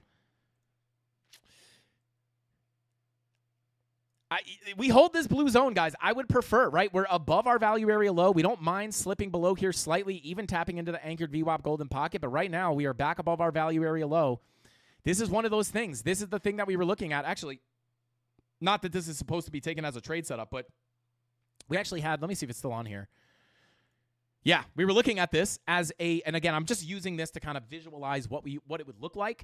But yeah, like you get inside that value area low, hold it as support. The next anticipated level for price to go is going to be the POC. Get above the POC, you can target the value area high. And again, I'm not telling you to long right now. It's not a trade setup. I'm not a financial advisor. You have to make your own trading decisions. But I just use this to kind of visualize, what it could look like, right?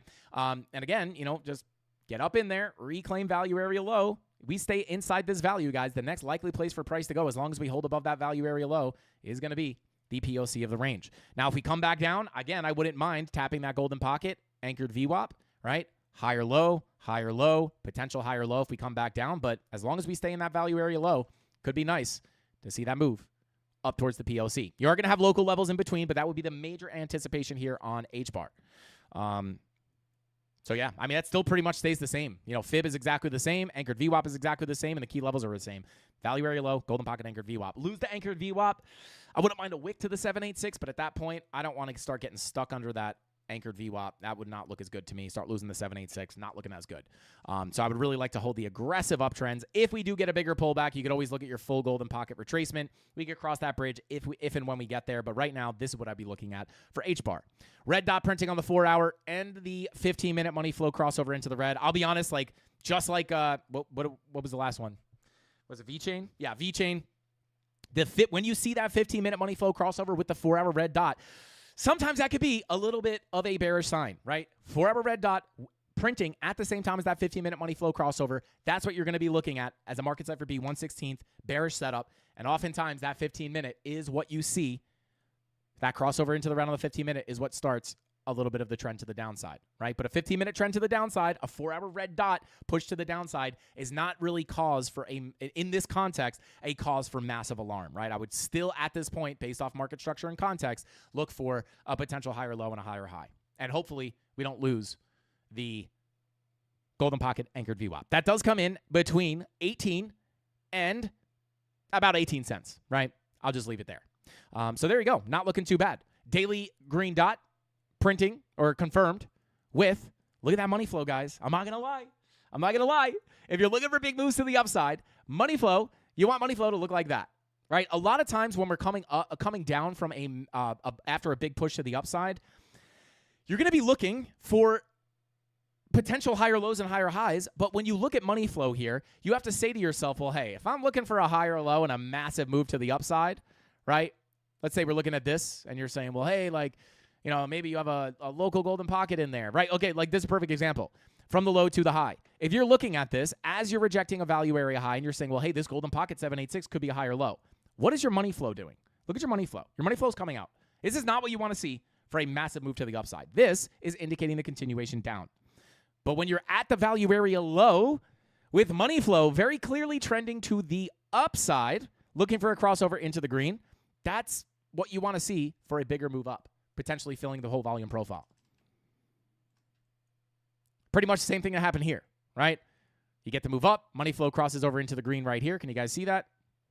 Money flow crosses over into the green right here, continuation up. That's what you look for. So yeah, I would say this doesn't look that bad. Money flow on the daily looks good. You're above your value area low. Hopefully we can hold this and continue up. If not, you know the support to look at. So there we go. Let's see. Shout out to Gen Z. What is going on, bro? Good to see you in here. He says, Frankie, what's the odds of Ondo TA and hitting $20? Well, let's see here. Shout out to Gen Z. Let's take a look at Ondo. The odds of hitting $20 on Ondo, definitely long-term target. Let me hide some of this TA real quick. Let me hide those dailies and weeklies to get them off the chart. Odds of hitting $20. What is that? Almost 2,000%. I mean, I would have to, yeah, I would have to like look at the market cap and all that to try to anticipate that. I mean, I'll tell you this. Shout out to Gen Z. If you pull, let's see where the most significant Fibonacci extensions are on Ondo. Yeah, I mean, you got $6 up here. Not that you can't go above it by any means, but I'm just saying, like, let's get up here, start playing around with these upper levels, and then we can reanalyze price, pull new extensions. So yeah, I would say pulling $20 price prediction. That would be something I would have to make more based off of the market cap, rather than just like looking for a key level. Maybe I could look into that after the stream, but I would say locally, looking pretty nice here, right? Again, just like looking very similar to a lot of other. Is it Link? This looks kind of like Link, I think. Yeah, it's like almost identical, right? Like you just have that clear uptrend, right? So for Ondo, right, next target to the upside would really be expected to be about $1.23 at the value area high. You flip that value area high, hold or flip that PLC, hold it as support. You look to continue that trend up, hopefully. Daily green dot couldn't give you the higher high. 2-day VWAP coming up. Yeah, I mean, next target to the upside, definitely $1.23. If you lose this golden pocket, potentially look at the 786, but yeah, once you lose that 786, I would say, let me see the daily MPOCs. Yeah, you really, honestly, you just really want to hold above that point of control. You hold above that point of control, I would say look up towards the, this is kind of already tapped. I would look up towards that value area high. I mean, the full fill of the range would generally be anticipated to the high, right? Came down to the low, tapped it, flipped the POC, value area high next. I would look for that 2-day green dot. That's your next best high time frame signal to look for that bigger move up. But yeah, I would just be looking at the range. If you lose that 786, you're just looking at the value area low once again, right? Just treating that as a range. But more often than not, you're going to go from the low to the high, from the high to the low, from the low to the high, right? From the high to the low, from the low to the high, right? So the general anticipation will be to the upside here, right? Looking at the daily money flow, had bing bonged around up here a little bit, but you have a low, a higher low, a fake out with another high, even higher low, right? Again, it's all about direction here on money flow. Low, higher low, right? Trending upwards. So hopefully we can keep that direction going and we can continue the move to the upside. That's what I'd look at on Ondo. Let's take a quick look at SUI.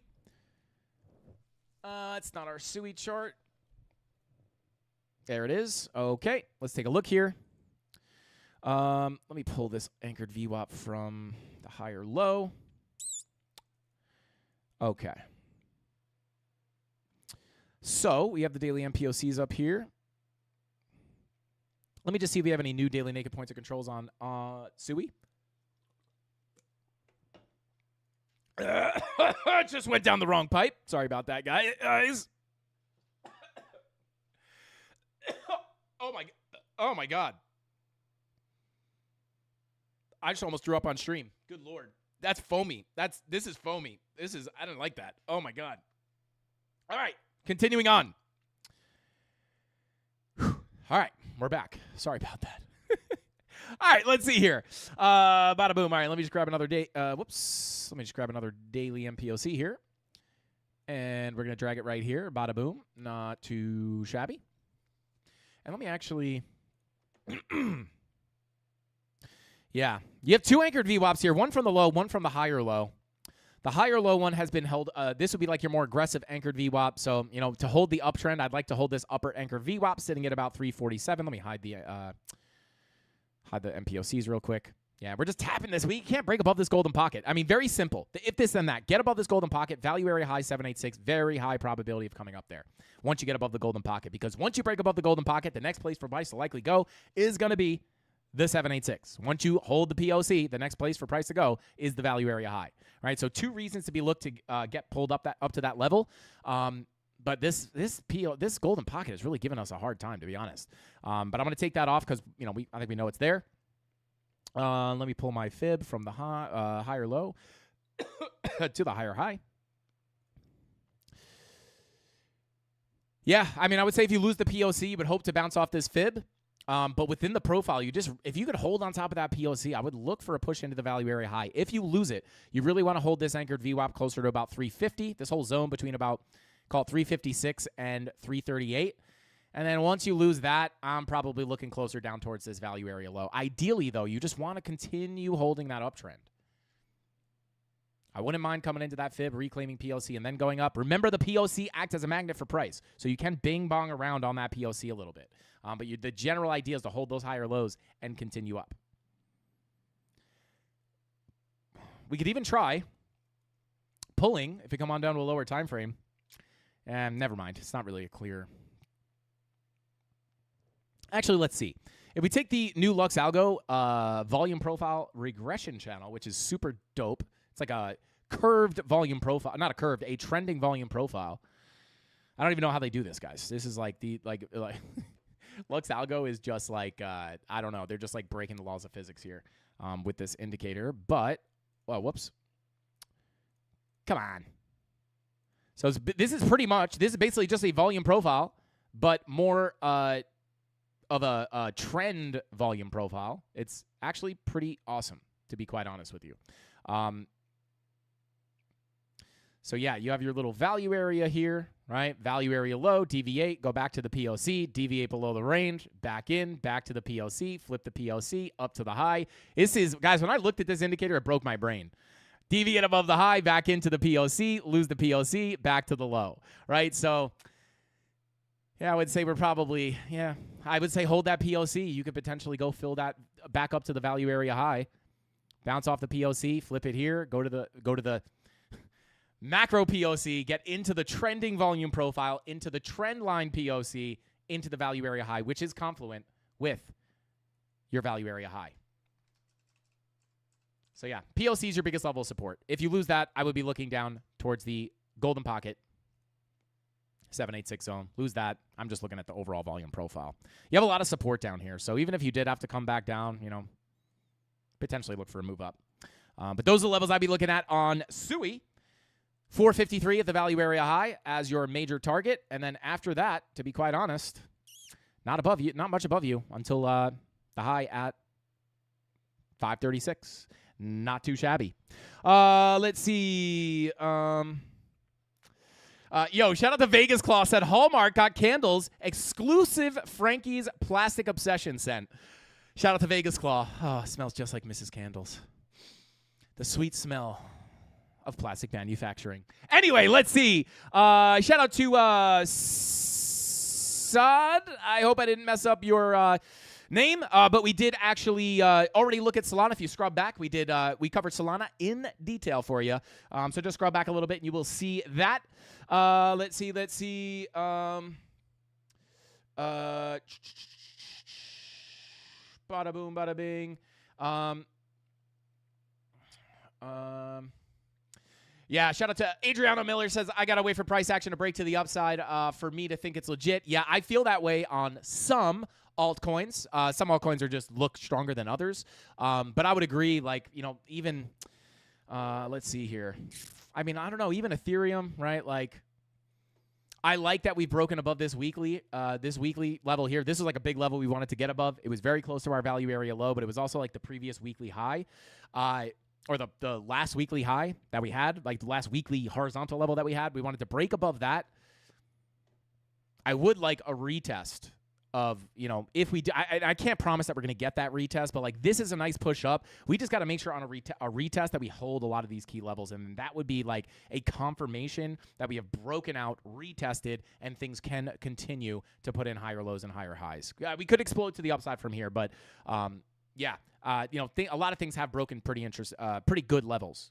But there are some altcoins that, we really need them to break their previous, I don't want to say previous week highs, but their previous weekly horizontal levels, right? So, yeah, hopefully that makes sense. Let's see. Yo, shout out to The Purge. Thank you for the super chat, bro. I appreciate you so much. He said, yo, legend, how are you? Can you check Brett? Yes, I will write Brett. Oh, I actually have Brett written down here. All right, so we'll take a look at Brett in just a minute. I'm going to run through the rest of our list, which is almost done here with Chainlink. Take a quick look at Link. Shout out to The Purge. Thank you for the super chat. And then we can take a look at Brett, and then we'll take a look at a few other things as we wrap up. Okay, so bada boom. Let's take a quick look at Link.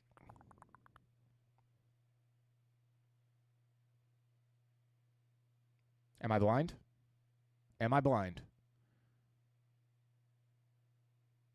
There it is. Okay. All right, let's see here.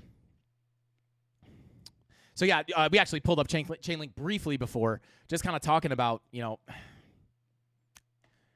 I mean, even this is like literally, this is like literally the poster child for like a really nice uptrend, right? Just like Google uptrend.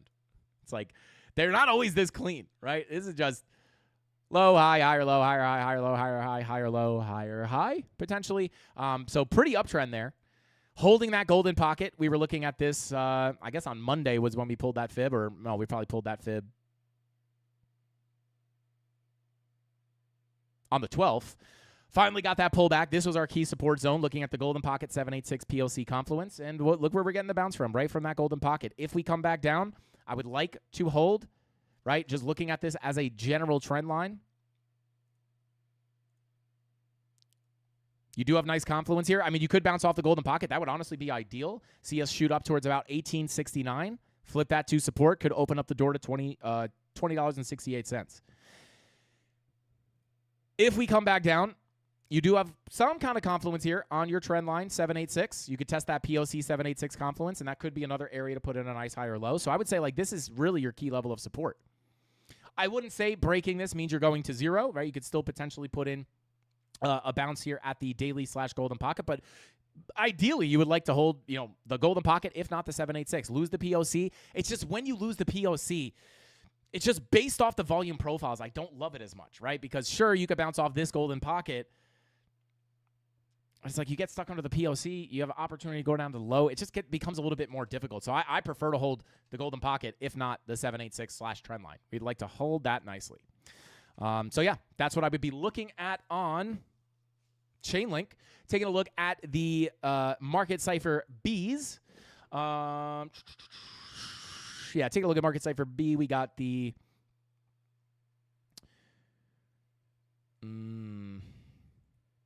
8-hour red dot, potentially looking to print here. 5-hour red dot printing, 4-hour red dot printing. Yeah, 15-minute money flow crossing over into the red. As you can see, you've started a nice little local downtrend on the 15-minute. That could continue if that 4-hour red dot confirms. But again, higher time frames here. 8-hour red dot looking to potentially print, but look at the money flow. Money flow indicates the overall trend, guys. Money flow indicates the trend. The red and green dots indicate the ebbs and flows in the market. Money flow indicates this. Red and green dots indicate this, right? Green dot, red dot, green dot, red dot, green dot, red dot, green dot. Money flow crossing over. So I like the money flow here. VWAP coming down. If we get that red dot, let's check that 30-minute on 30-minute money flow. So, yeah, I mean, I would say if you don't continue up from here, I would look for that golden pocket 786 sitting between 1423 and 1430. That's your key level. And, again, trend line confluence there as well. Actually curious to see where the regression channel is sitting.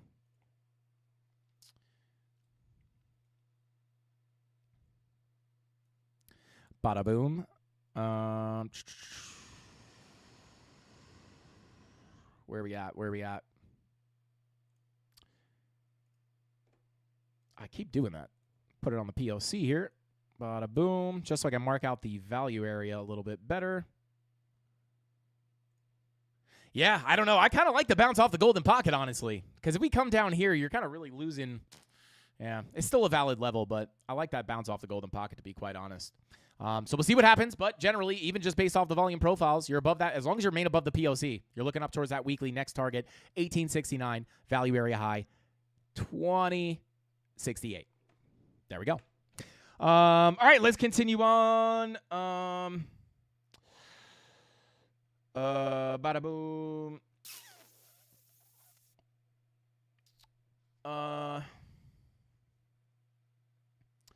Doge, shout out to CG Beats. Yeah, let's take a quick look at Doge. Bada boom. Oh, baby.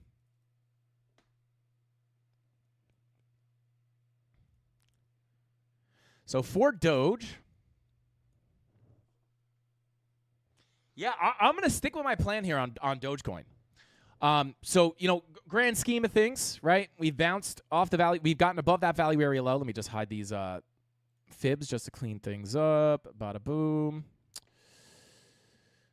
And let me just make this a little bit cleaner. Just pull this to the higher low real quick. Okay. So, yeah. I remain the same, right? So, overall, we've gone above the value area, accepted back in, full fill to the POC, lost the POC, full fill to the low. Deviation below the low. We had a nice low put in here, in my opinion, right? We look at this all the time. You have the nice bullish divergences here on the 2-day. This is typically very, very good on altcoins. Lower lows on price action, higher lows on your momentum waves. Push into the value area low, resistance until proven otherwise. You flip it to support. Next likely place for price to go is that POC. We got that push up towards the POC. So right now, I would say if you cool off, the key level of support to look for. Let me pull up a heat map, actually, real quick for Dogecoin. Come on. See the okay, so where is this sitting? 24 up to about 25 cents. Now we're looking above 26 cents. Let's go out a little bit. Trying to find the liquidity above 26 cents if we have any. Yeah, it's really sitting like into about 25 cents. Come on. There we go. Have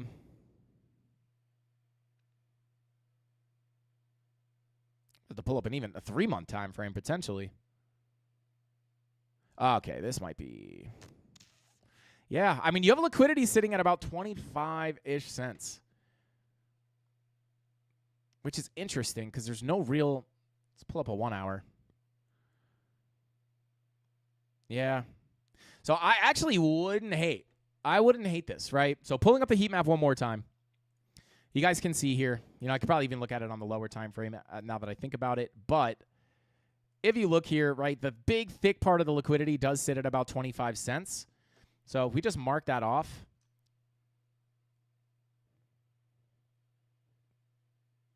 Where's this at? Come on. There we go. Yeah, about 25 cents. I mean, you're going to have it on like almost all these highs, right? So you have liquidity up there, liquidity up here. There's very likely liquidity sitting above that high as well.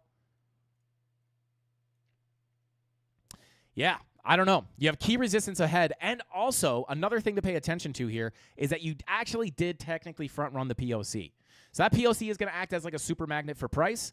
So if we are able to come up here and sweep out that liquidity into the POC weekly naked point of control zone, which, by the way, sits here between about 26 and 27 cents. If we can get that sweep of liquidity into that level, that would be the next target to the upside, in my own personal opinion. Could even potentially look for an SFP up there if you can get the swing failure pattern. Not financial advice, but because you have the resistance right, you have the SFP potentially directly into a big level of resistance. However, you do have to be careful because if you just squeeze up there, yeah, you could potentially continue up. But I don't know. You get that weekly MPOC there. And if you look at the daily, yeah, you could be setting up for a daily bear div as well. So I don't know. Might be able to get the daily bearish divergence locally. And again, that wouldn't necessarily mean you're going to zero, right? Again, you're just within your larger profile. You would look at that as like a slight cool off before eventually reclaiming and coming up to your higher targets within the profile. But I would say if you squeeze up into the POC/weekly naked point of control with the daily bearish divergences and a potential swing failure pattern, I would want to look at the order flow as that was happening as well, but you might be able to get a little resistance there. So it's like, number one, this will be your next target to the upside. You have two magnetic levels, weekly MPOC and the point of control of the range, and liquidity, which oftentimes act as magnets, right? We're sitting at 2420 or 0.243. Liquidity at 25K. Once you, or 25K.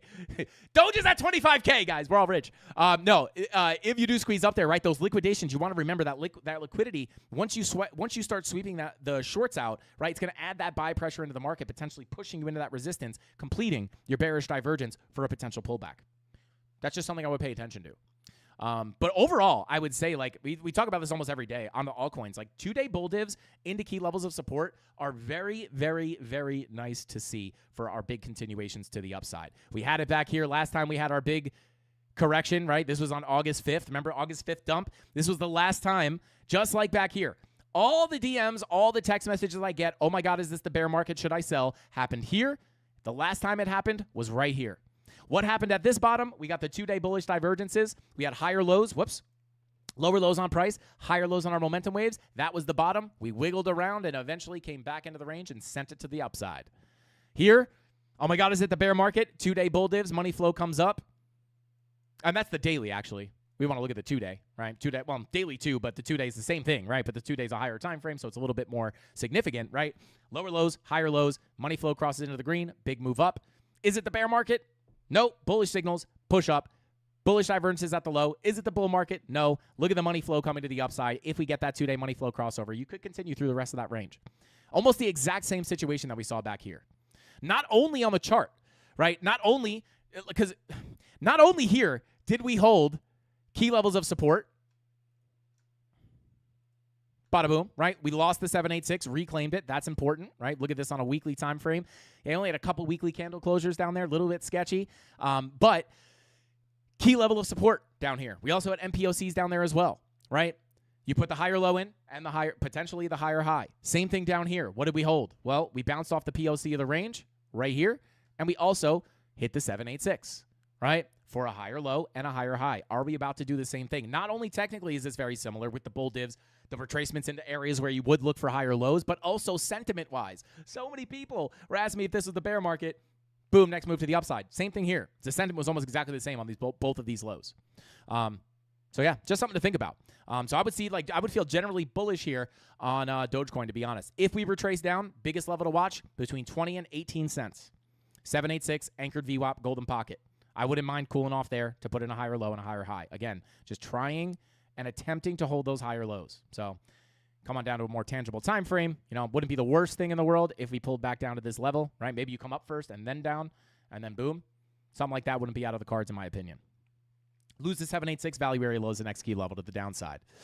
All right, let's see. Bada boom, bada bing.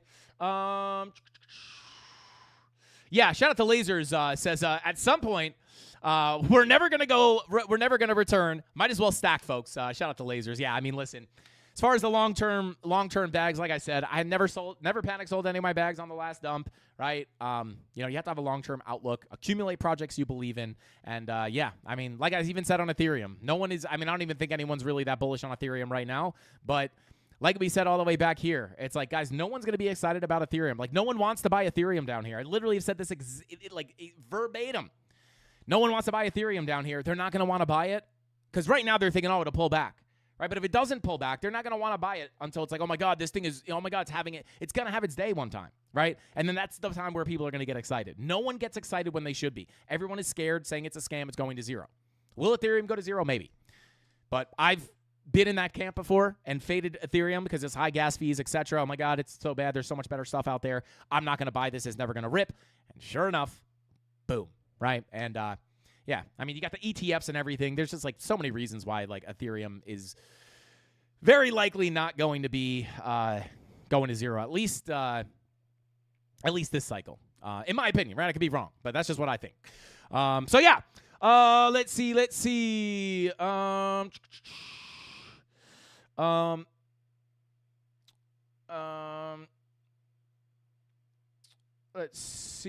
boom, bada bing. Shout out to Justin, said Virtual's giving up $2 again. Let's take a look. Oh, yeah. I mean, I wouldn't be freaking out about that. Are breaking $2 again? Giving up $2 again? Yeah, this is, I mean, listen, I would say this, right? On Virtuals, I mean, you're just simply above your value area low. I just can't unsee that, right? Yeah, I mean, you hold above this value area low. Although it can be resistance until proven otherwise. But, like, I mean, you hold above here. The anticipated next place for price to go. Now, I will say this. Your 10-hour, your 12-hour, even your 8-hour red dot might... Yeah, your 8-hour red dot is, like, about to print. So, I mean, I would say that 8-hour red dot prints. Let's check the 30-minute real quick. 30-minute money flow crossing into the red. I mean, maybe that cools you off. But, I mean, you're above key support. You came in, tried to hold it. Tried to hold it, lost it, reclaimed it, tried to hold it, lost it, reclaimed it. Maybe you kind of bing-bong around here a little bit, but as long as you could stay above that $1.91, the volume profile target would be 261. I wouldn't necessarily expect it to be like an instant shot, but let's pull up some daily naked points of controls here. Yeah, I mean, you got a daily MPOC up here that we front ran at 226, so I'd say hold above here, 226 is next.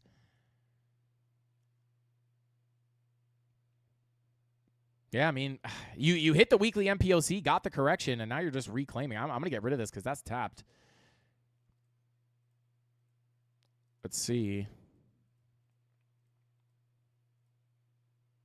Yeah, daily has been tapped. I can get rid of that. Yeah, listen, I'd say this daily naked point of control, you stay above this anchor, this value area low. I'd look at the daily MPOC at 226, flip that. I mean, nothing really in your way to 261. And then you start to look at your volume profile. I'll pull up the VPVR real quick on this. Come on.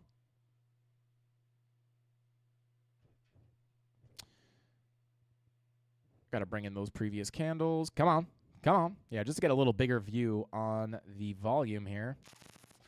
Yeah, it's not that much of a gap. But there's really no horizontal resistance until pretty much 261 at the POC above that daily MPOC. So, yeah, that's kind of what I would look at. I would just watch for, you might get a little bit more turbulence on these lower time frames. 4-hour red dot is confirmed. Didn't really give you that much of a move down. I don't know. I mean, being above the value area low is bullish. I'll just keep it at that, right? So, yeah, 6-hour money flow crossing into the green. 4-hour might be looking to print a new green dot here soon. So, yeah, I'm stay above here. That looks pretty good to me, to be quite honest. So, there we go. Bada boom, bada bing. Shout out to CG. Said, yes, Skursky. Yo, shout out to CG Beats. Let's get it, baby. Who thinks BTC will go below 100,000 again? I don't. Shout out to Archangel. Yeah, I mean, that would be great. Definitely a possibility, right? Like, definitely not impossible. But, yeah, I mean, I would say it's possible that we don't go back down there. Hopefully, we don't go back down there. But I definitely wouldn't be like, there's no way, right? There's definitely, yeah, we'll see. That'd be very nice, right? We never see 100K again. That'd be so beautiful. But to be honest, right, like if we see anything in the bear market that is like anywhere similar to what we've seen in the previous bear markets, even if we're conservative, like let's say we go to 100 and we'll be conservative with the price target. Let's say 150K. And let's say we go down a conservative. Yeah, I mean, listen, I wouldn't say never again. I probably wouldn't say never again because in order to never see 100K again, unless this cycle is completely different and the institutions being in like turn, typically in the bear markets, you get, it gets a little less and less every time. The dumps get less and less severe every time. It goes like 88%, 83%, 77%. I mean, unless, even if we go to 200K, right? Let's say we go to 200K. And we pull back, a conservative. I mean, yeah, no, I would say high probability that we will go under $100,000 again. Maybe not soon. Because you have to think about this, right? And this is just based off the charts, right? This isn't just my, I'm a bear, right? We're going down, not at all. But just to kind of show that, right? Like, let's just do this together, right? Let's just go ahead and measure this out, right? Where's my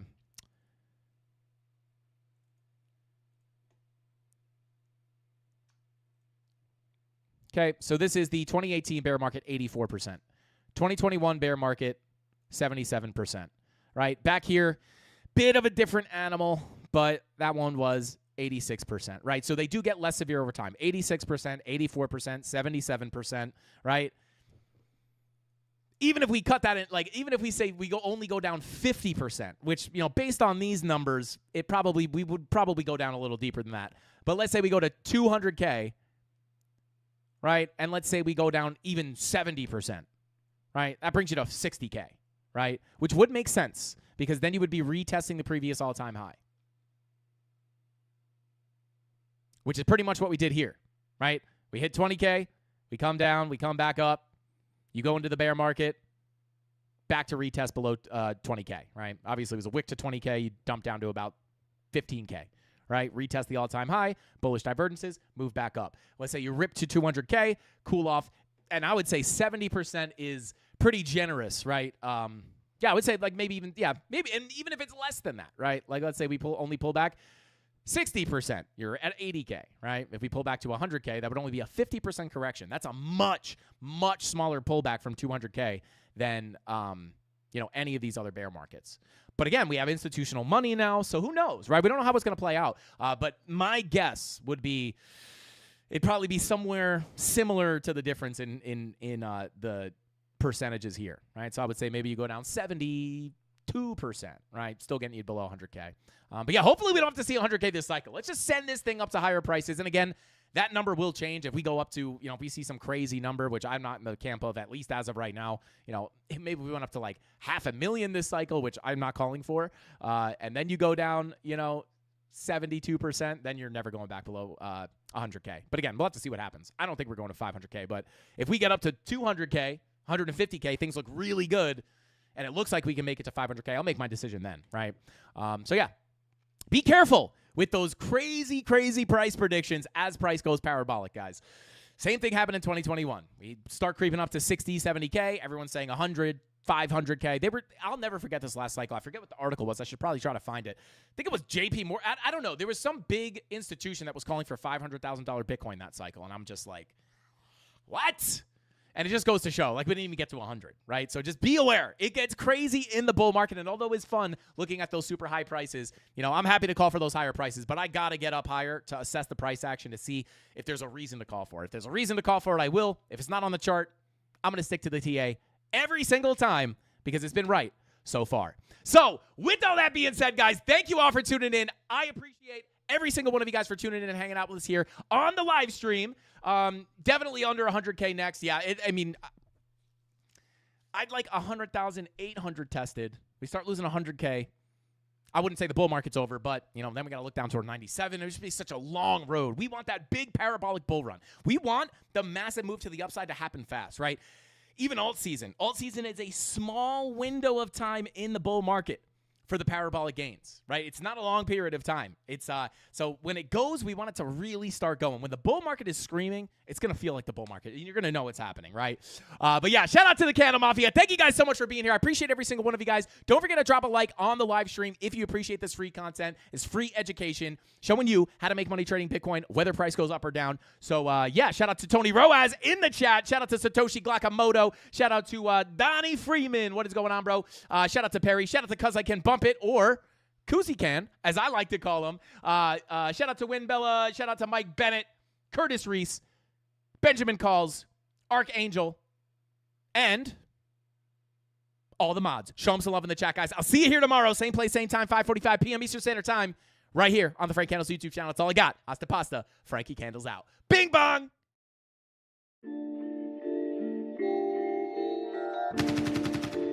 Coach, what's next for me, Joe? I'm gonna get that second bell. Where the is it?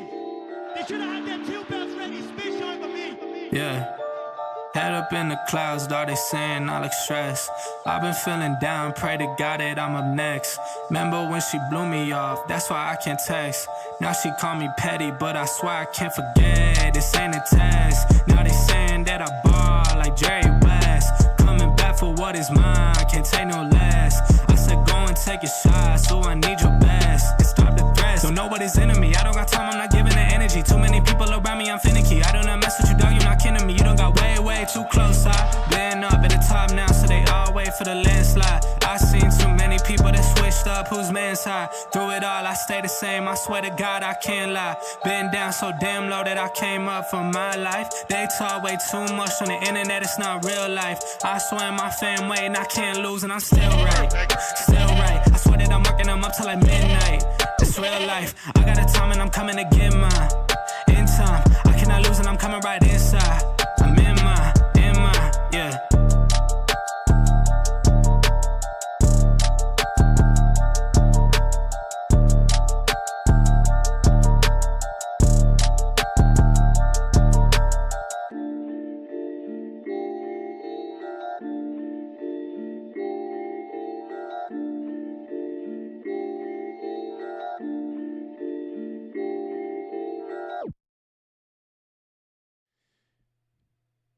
Shout out to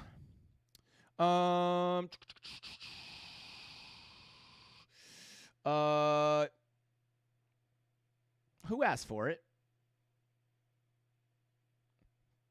Shout out to Bonks Not Wars. I mean, can't complain with that name, right? Like, screw war. But shout out to Bonks and Wars, bro.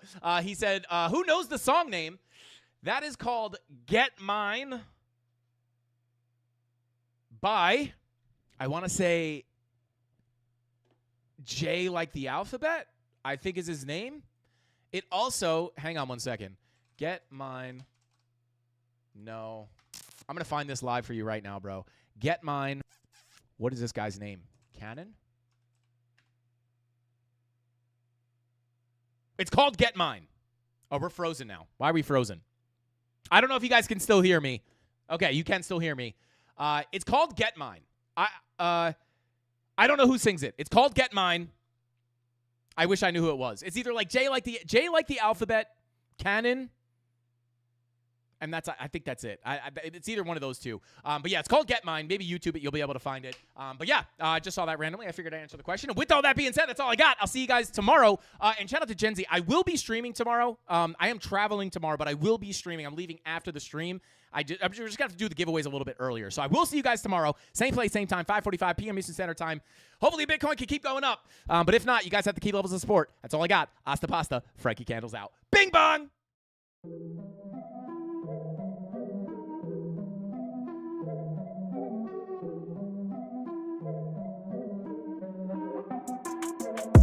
Here we go, at the top of the class on a roll, and it's time to run it up, yeah you know.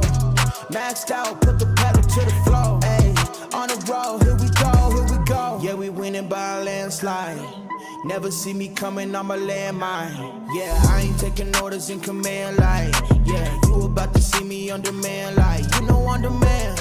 If you ain't know, you about to understand. Yeah, I got the team by my side, right hand. Yeah, take it to a string, you ain't seen it like that. Yeah, and it's the dream, and we coming for the bag. Yeah, and we ain't ever going back now. Future expedited, now we on the fast track now. They won't lend a hand, now they see us on the map now. It's time to act out. Here we go, at the top of the class on a roll. And it's time to run it up, yeah you know. Maxed out, put the pedal to the floor. Hey, on the roll, here we go, yeah. At the top of the class on a roll. Hey, and it's time to run it up, yeah you know. Yeah, maxed out, put the pedal to the floor.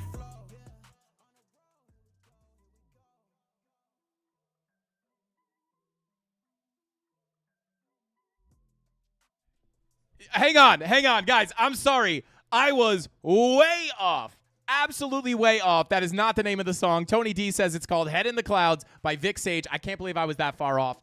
Don't listen to me. Listen to Tony D. See you guys later. Hasta pasta. Frankie Candles out. Bing bong.